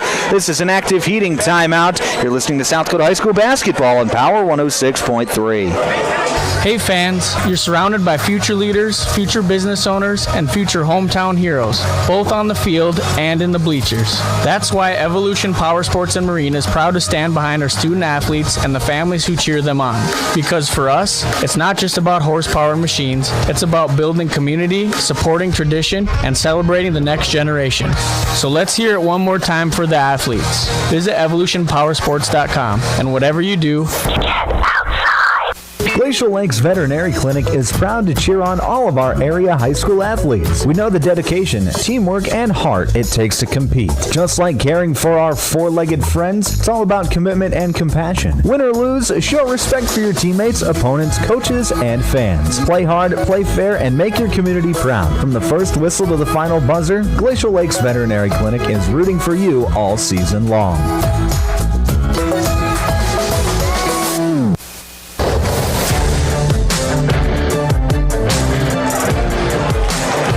Back on Power 106.3 inside the automatic transmission and gear broadcast booth. You're listening to South Dakota High School basketball. Power 106.3, KPHR, Ortonville, Millbank, and Watertown. Cyclone basketball out of the break. It'll be Bo Begeman on the right side working against the 2-3 zone of Groton area, which has been problematic for the Cyclones here in this second half. Here's Felberg at the free throw line. 2 dribbles with 4. Gets it to Begeman. Begeman into the lane. Floats it up. And at the buzzer knocks it down. Nice finish there by Bo Begeman. And it's 38-32 Cyclones. Using up all that clock and getting points. A recipe for success for the Cyclones here in this second half. Here's Tracy back to Zach. Feeds it inside to Sipple. Sipple trying to pass it backside to Johnson. It's going to be stolen away. Nice job by Begeman dropping into the passing lane and getting the steal. Here's Joey Reese on the right side. He's going to pass back up to Beavers to reset the offense. Now it's Steen on the left side. Back to Beavers, now over to Reese. Reese feeds it into Begeman. Turnaround jumper, no good.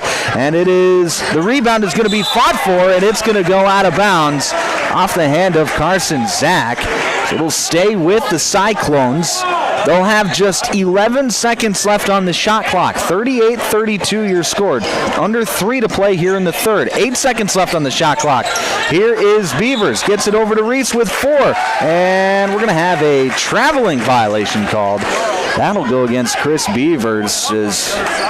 Gave his feet a bit of a shuffle as he was making the pass. So it'll be a turnover back to Groton area with 2:53 to play here in the third. Ryder Johnson feeds it over, swinging it around now to Bosma. Bosma and a travel. Bosma shuffled his feet. He didn't like the call as he's getting an explanation from the official. Doesn't like the explanation, but it's the one that he's given. He's going to have to just live with it. 2:41 left to play here in the third. 38-32 still your score. Clark Willow Lake out in front. Larson back into the game. He's going to skip past. It's tipped, but into the hands of Beavers. He's going to turn around jumper. No good. Gets his own rebound. No good. And then Larson is there to clean things up as he gets it to go. 40-32 your score. Clark Willow Lake out in front by 8. Here's Zach, left wing. Gets it into Sipple on the mid-post. Back out to Johnson. Johnson gets a screen, gets into the lane. Floater is up, no good. Sipple can't finish at the rim. Offensive rebound by Bosma. Back over to the right side with Zach. 3-point jumper, no good. Rebound controlled by Begeman. 40-32 still your score. A couple of golden opportunities there for the Tigers, but they're unable to convert on that possession. Here's a nice high-low inside to Begeman. He falls down, but he gets the pass off to Steen. Steen over to Larson, now into Felberg. Turnaround jumper, got it to go. Sully Felberg, he's so good at that turnaround jumper going over his left shoulder. Gets it to go that time, and it's 42-32, and a timeout is called by the Tigers. This is an active heating timeout. Cyclones lead by 10, 1:28 left to play here, third quarter. You're listening to South Dakota High School basketball on Power 106.3. In the mood for some great barbecue? Country Road Barn will satisfy your craving. They offer mouth-watering brisket, baby back ribs, pulled pork, and the juiciest chicken around. All seasoned perfectly. Sauce is a choice, not a necessity. Open Wednesday through Friday to the public from 4 to close with a kitchen serving from 5 to 9. Saturdays are reserved for events. Country Road Barn, located 7 miles north of Watertown. Everything's always better in the country. Country Road Barn wishes all area athletes the best of luck this season.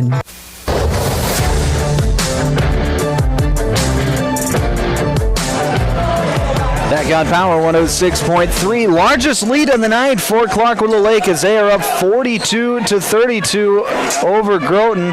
1:28 left to play here in this third quarter. It'll be Tiger basketball out of the timeout.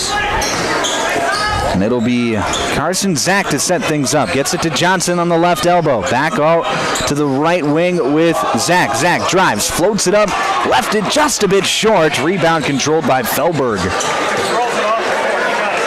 1:10 left to play here in this third quarter. Clark Willow Lake, their largest lead of the day at 10. Here's Begeman, three-point jumper, in and out, no good. And Gage Sipple comes down with the rebound. Good rebound there by Sipple. Here's Johnson, quickly back the other way. He gets cut off. Loose ball, battle for it near midcourt. It's won by Joey Reese. Reese passes up to Beavers, goes up. It's blocked. Beavers comes down with a rebound. Passes out to Felberg, three-point shot, in and out, no good. Begeman, rebound, blocked. Rebound Beavers, back up, no good. Rebound controlled by Groton area. Coming back the other way, it's Weber. Now he gets it off to Johnson. Three-point shot from the right wing, no good. Begeman comes down with a rebound. So a lot happening there, but no points in that segment. And we're going to have a official stoppage as Jacob Steen lost his shoe in the kerfuffle. And he'll have to put it back on, retie his wheels, and now we're ready to go. 20 seconds left in the quarter. Shot clock is turned off. It'll be Joey Reese on the right wing. Reese he's trying to go high-low with Begeman, but instead of a nice little lob pass, it was more of a bullet, and it goes out of bounds back to the Tigers with 10 seconds left to play here in this third quarter. Carson Zach on the left side. He's going to come off of a high ball screen. Zach dribbling around the arc, spins into the lane. Fadeaway jumper, got it to go! And Carson Zach at the buzzer cuts the lead to 8. 42-34 your score. Clark Willow Lake out in front here at the end of the third. When we come back, it'll be your fourth quarter here on Power 106.3. My mom saved heroes thousands. Our mom, Jody Fiedler, has given thousands of dollars to local heroes using the Homes for Heroes program. If you're in the military, a veteran, teacher, police officer, firefighter, or in the medical profession, you will save money when buying or selling your home. Call Jody Fiedler at Main Street Melody 881-5585. Call my mommy today. Jody, Fiedler, Watertown's, Realtor. Anytime is a good time for breakfast at Page's Place. Breakfast served all day.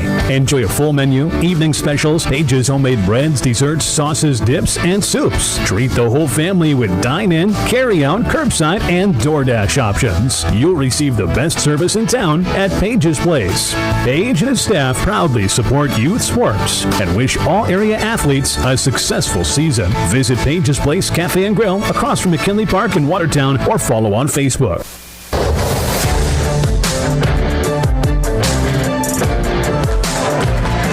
Back on Power 106.3, start of the fourth quarter here in Clark. This fourth quarter is brought to you by our friends at Custom Fabricators. Thank you to Custom Fabricators for being our fourth quarter sponsor here this evening. It'll be Tiger basketball to start this fourth quarter. They trail 42-34 to Clark Willow Lake. It'll be Johnson, top of the key. He's going to drive right side. Johnson gets to the block, floats it up, can't get it to go off the backboard. Rebound controlled by Begeman. Begeman has been really good on the glass on both ends tonight. Got to be close to 10 rebounds. Here's Larson on the right wing. Pass fakes, now he's going to dribble around the arc, gets it off to Steen. Steen back to Larson. Larson gets it over to the right side with Beavers. Beavers around the arc. Dribble to the left wing, and a foul is going to be called as Felberg and Carson Zach were battling down low. Carson Zach going to get called for the foul. That's going to be his first, team one here in this fourth quarter. So a fresh 35 for Clark Willow Lake. Felberg gets the inbound on the right corner. Swings it around to Steen. Steen back to the corner with Beavers. Beavers feeds it to a posting up. Felberg, and Felberg got positioning, and the lane opens up as the defender tried to get the steal, and it's 44-34 Cyclones. Pull-up jumper on the other end, no good. Battle for the rebound. It's won by Emerson Larson. Good hustle to that rebound.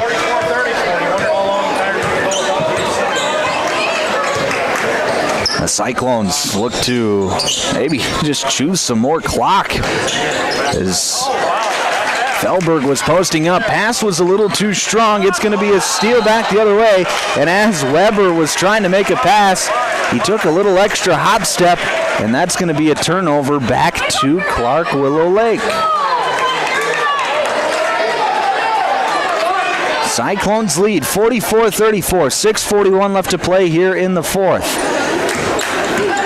Left side, it's going to be Beavers. Being patient, picks up his dribble, now looking for somewhere to go. It's Larson. Working against this zone defense, gets it back over to the left with Beavers. Beavers feeds Begeman in the corner. Begeman, skip pass over to Larson. Shot fake, he's going to drive right side, get cut off. Pull up jumper, no good. Felberg offensive rebound, goes up and gets fouled. Sully Felberg has really done his work down low here in this second half as he's up to 17 points. Chance for more here at the free throw line as that foul is going to go against Ryder Johnson, his second, team 2. And Felberg's first free throw is up and good. First free throw of the night for Sully. Makes it 45-34. Gage Sipple back into the game. Weber will take a seat. Starting fives in there for both teams. Second free throw by Felberg is up and good, so he goes 2 of 2 from the charity stripe. Makes it 46-34. Largest lead of the night for Clark Willow Lake. 6:10 left to play here in the fourth quarter. Offense has gone a bit stale here in this second half for the Tigers. They've just scored 8 points in the second half. Defense has really picked up for Clark Willow Lake. They've done a nice job of rebounding. Left side, that's Tracy. Feeds it over to Johnson. Johnson, his pass, stolen away. Steen back on the other end, lays it up and gets it to go. Steen with the steal and the score makes it 48-34.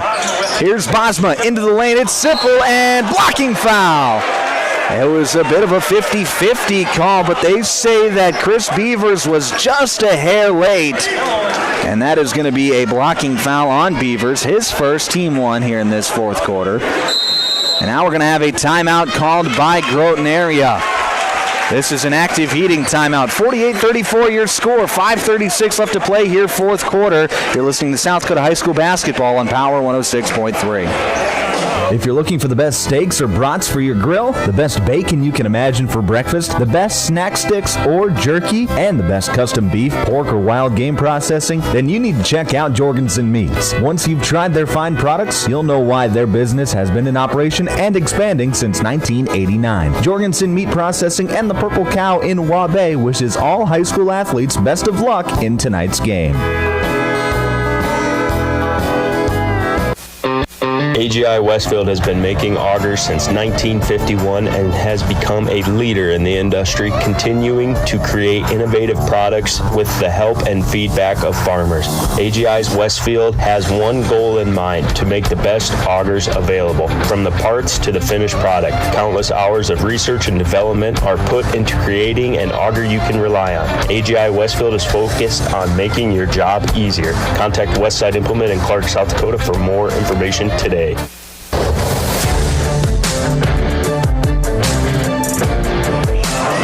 Back inside the automatic transmission and gear broadcast booth on Power 106.3. It's 48-34. Underneath out of bounds for Groton area out of the timeout. Inbound is going to go to Bosma. Bosma on the wing. Feeds it off to Carson Zach. Zach going to drive baseline. Nice fling pass over to Keegan Tracy as he was falling out of bounds. Tracy, top of the key. Step back, get it off to Zach. Zach into the lane. Floater is up and good. Finishes over the outstretched arm of Sully Felberg. And it's 48-36. Groton area going to bring a bit of pressure, try to speed up the Cyclones as Beavers does a nice job dribbling into the front court. Gets it off to Steen now left side, then right back to Beavers. Beavers near midcourt, working the clock. Here's Bo Begeman, right wing. Begeman feeds it into a cutting Larson, and Larson finishes at the rim. He got a screen on the block, and Emerson Larson putting together a nice game. He's up to 11 points. Here's Bosma, three-point shot. It was deflected. Sipple comes down with it. Skip pass back to Tracy. Three-point shot, no good. Johnson comes up with the board for Groton. Goes back up, can't get it to fall. Battle for the rebound. It's won by Johnson. He goes up, gets it deflected. Sipple back up. It's blocked, but a foul. It looked like Bo Begeman got it cleanly from our vantage point, but the official was standing right there. And he's going to get Begeman on the arm. First foul on Begeman, second team foul here in the fourth quarter, and it'll be Gage Sipple at the free throw line. First free throw, no good. Sipple not had a friendly night at the free throw line as he is 0 of 3. 50-36 your score on the Glacial Lakes Veterinary Clinic scoreboard. Make it 50-37 as Sipple knocks down the second free throw. Just 4:24 left to play here in the fourth. Inbound is going to go to Larson. The Cyclones get it right back to Beavers, and he'll bring it up for the Cyclones. Beavers hands it off with Begeman on the right wing. Begeman trying to get it to Felberg, and Johnson's going to come up with a steal, and Johnson with an easy layup for Groton area makes it 50-39. Lead down to 11 halfway through the fourth quarter.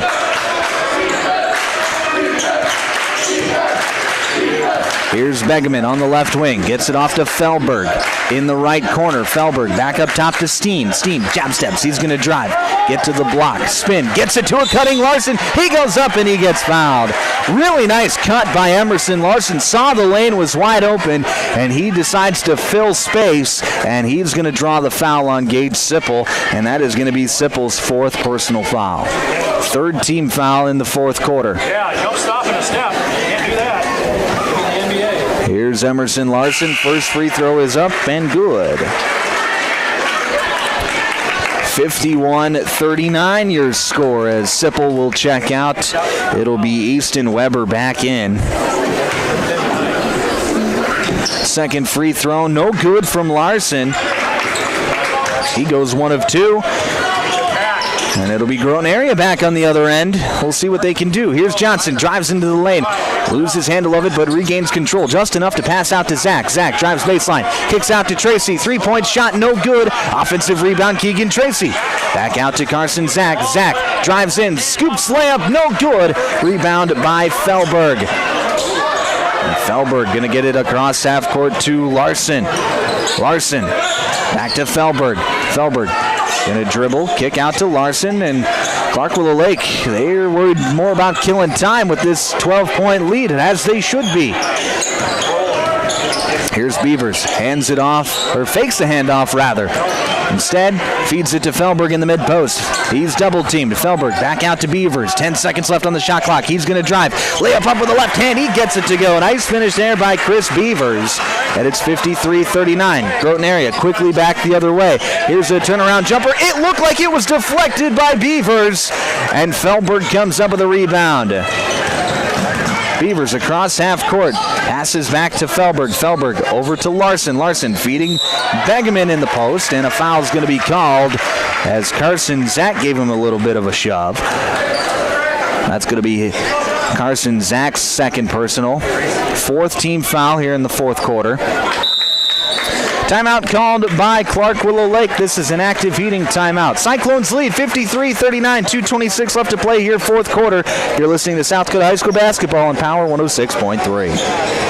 From Friday night lights to packed gyms and roaring crowds, high school sports brings our community together in the best way. At Riddle's Glass in Watertown, they're proud to support all our area schools, athletes, and coaches. Your hard work, dedication, and teamwork inspire us every day. Whether you're chasing championships or simply playing for the love of the game, we're cheering you on. Here's to a season filled with sportsmanship, effort, and hometown pride. Riddle's Glass in Watertown, a proud supporter of our area athletes. Sharp Automotive in Watertown is proud to cheer on all our local high school athletes this season. From the opening whistle to the final buzzer, they admire your dedication, teamwork, and drive for success. Just like on the court or field, Sharp Automotive delivers reliability and performance with their wide selection of new and used vehicles. Stop by today to let their friendly team help you find the perfect ride. Good luck, athletes. Keep pushing, keep shining, keep winning.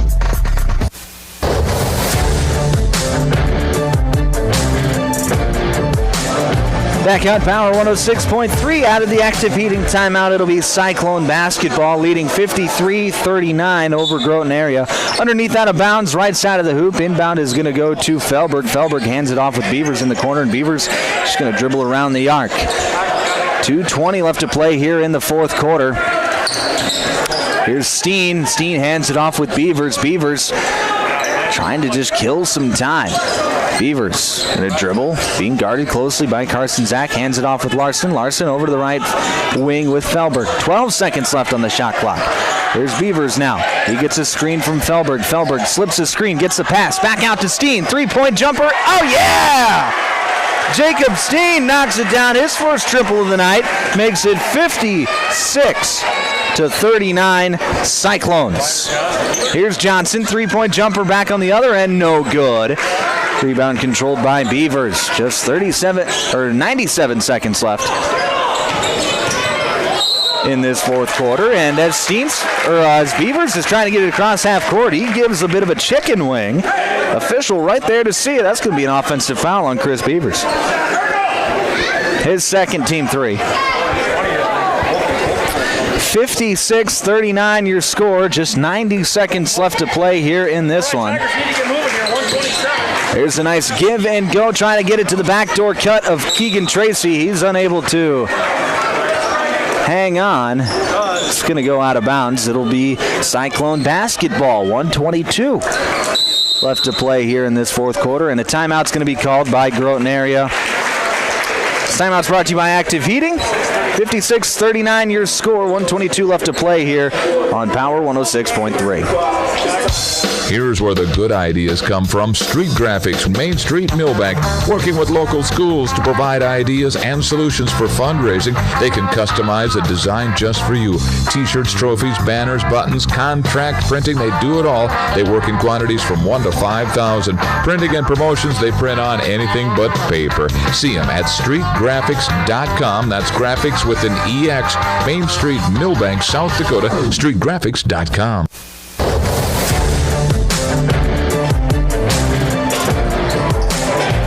Out of the timeout, it'll be Clark Willow Lake basketball. You got to go the length of the court. Fresh 35. 1:22 left to play here in the fourth quarter, as looks like Groton area decided to empty their bench, and Clark Willow Lake will do the same on the next dead ball. Here's Beavers into the front court. Hits it off to Bo Begeman. Begeman left side gets it to Steen. Steen trying to get it back door to Beavers. That's going to go out of bounds. Back to Groton area. Now the starters will check out for Clark Willow Lake to a mighty round of applause. They've played well here tonight. They lead by 17 with 1:05 left to play here in this fourth quarter. Number 3, Clark Willow Lake, is going to come out with a win over number 9, Groton area here tonight. Left side, there's Asher Johnson swinging it around the arc now. That was J.J. Muller. Muller now to Anthony Tracy. Tracy going to drive in. We're going to have a foul called. That's going to go against Miles Olson, his first, team 4. Underneath out of bounds for Groton area. 45 seconds left on the shot clock. Inbound's going to go to Tracy. Anthony Tracy drives in, kicks it out to Johnson. Johnson feeds it into Warrington, swinging around the arc now to Jaden Schwann. Schwann on the baseline. Back out to Warrington. Three-point jumper on the way by Asher Johnson. No good. Battle for the board. It's going to go out of bounds. It'll stay here with Groton area. 25 seconds left.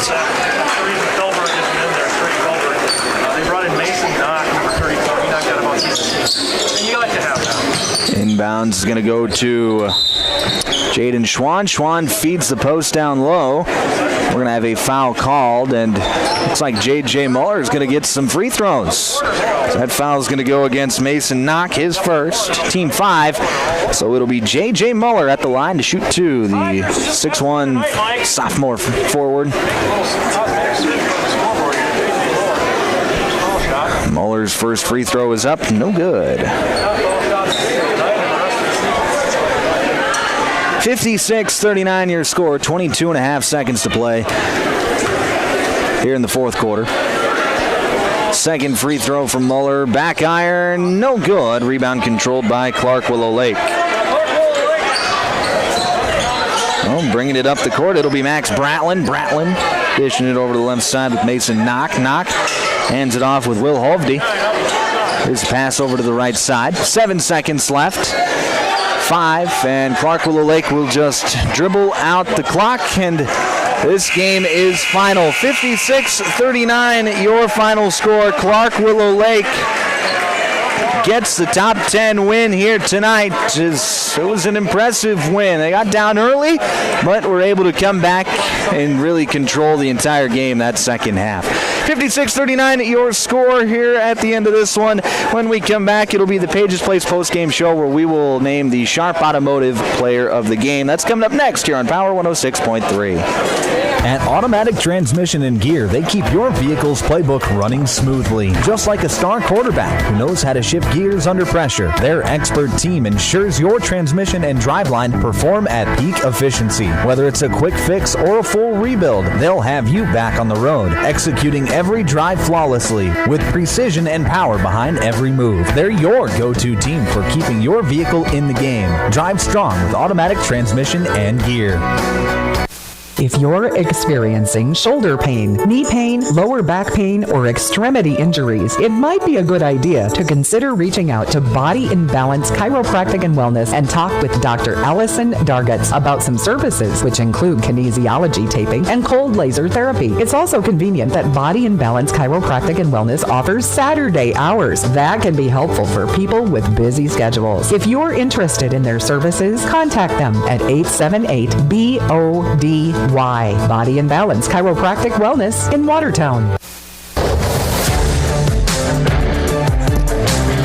Back on Power 106.3, it is the post-game show brought to you by Pages Place, as Clark Willow Lake able to get a couple of victories here tonight. In the girls' game, the Cyclones won 38-34, and in the boys' game, a little more convincing, 56-39, as the number 3 ranked Cyclones get the top 10 win over number 9 ranked Groton area. Let's go through the scoring for both teams. For the Tigers, they were led by Ryder Johnson. He had 19 points to lead the way.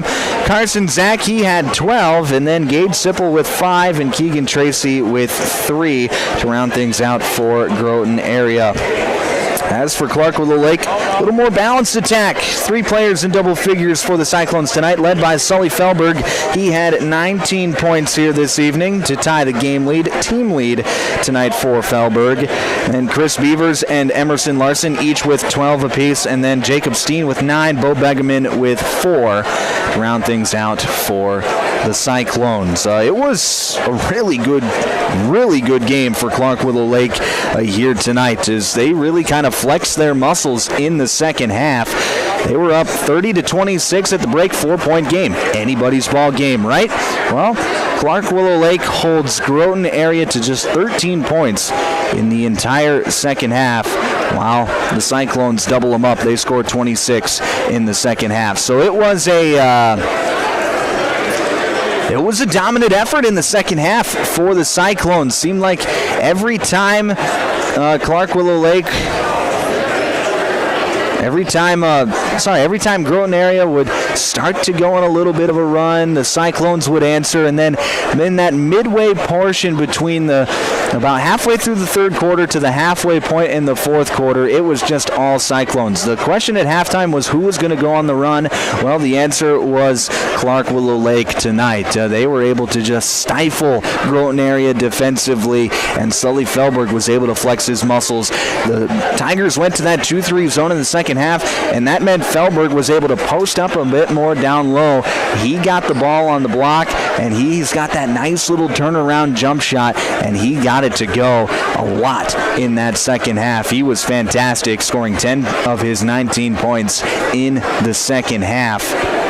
And for Groton area, the three-point shooting just went cold in the second half. They were really hitting it from downtown, especially Ryder Johnson. He had 3 three-pointers in that first quarter alone. As a team, Groton area only finished with 5 three-pointers made, all in the first half, and it was they just went cold in the second half, and give credit to Clark Willow Lake. They really battened down the hatches defensively, didn't give up anything easy, and did a nice job of rebounding, creating one-and-done possessions for the Groton area. So the Cyclones, they were in a dogfight in that first half, but then they went out and got it in that second half, and that's what you see from really good teams, and that's what the Cyclones did here tonight. All right, let's name our Sharp Automotive Player of the Game for this second game. We've already got one Sharp Automotive Player of the Game in Cameron Nesham.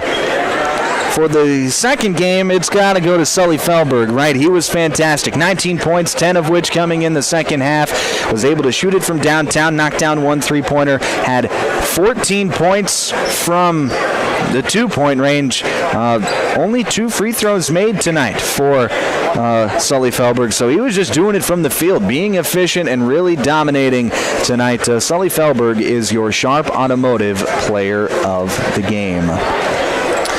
All right, next game for us on Power 106.3 is going to be 1 week from tonight as we travel to Hamlin. It'll be Hamlin taking on Webster next Thursday night on Power 106.3. Doubleheader that night. Should be a fun night of basketball, but that'll be the next time that we will have a broadcast. Will be 1 week from tonight.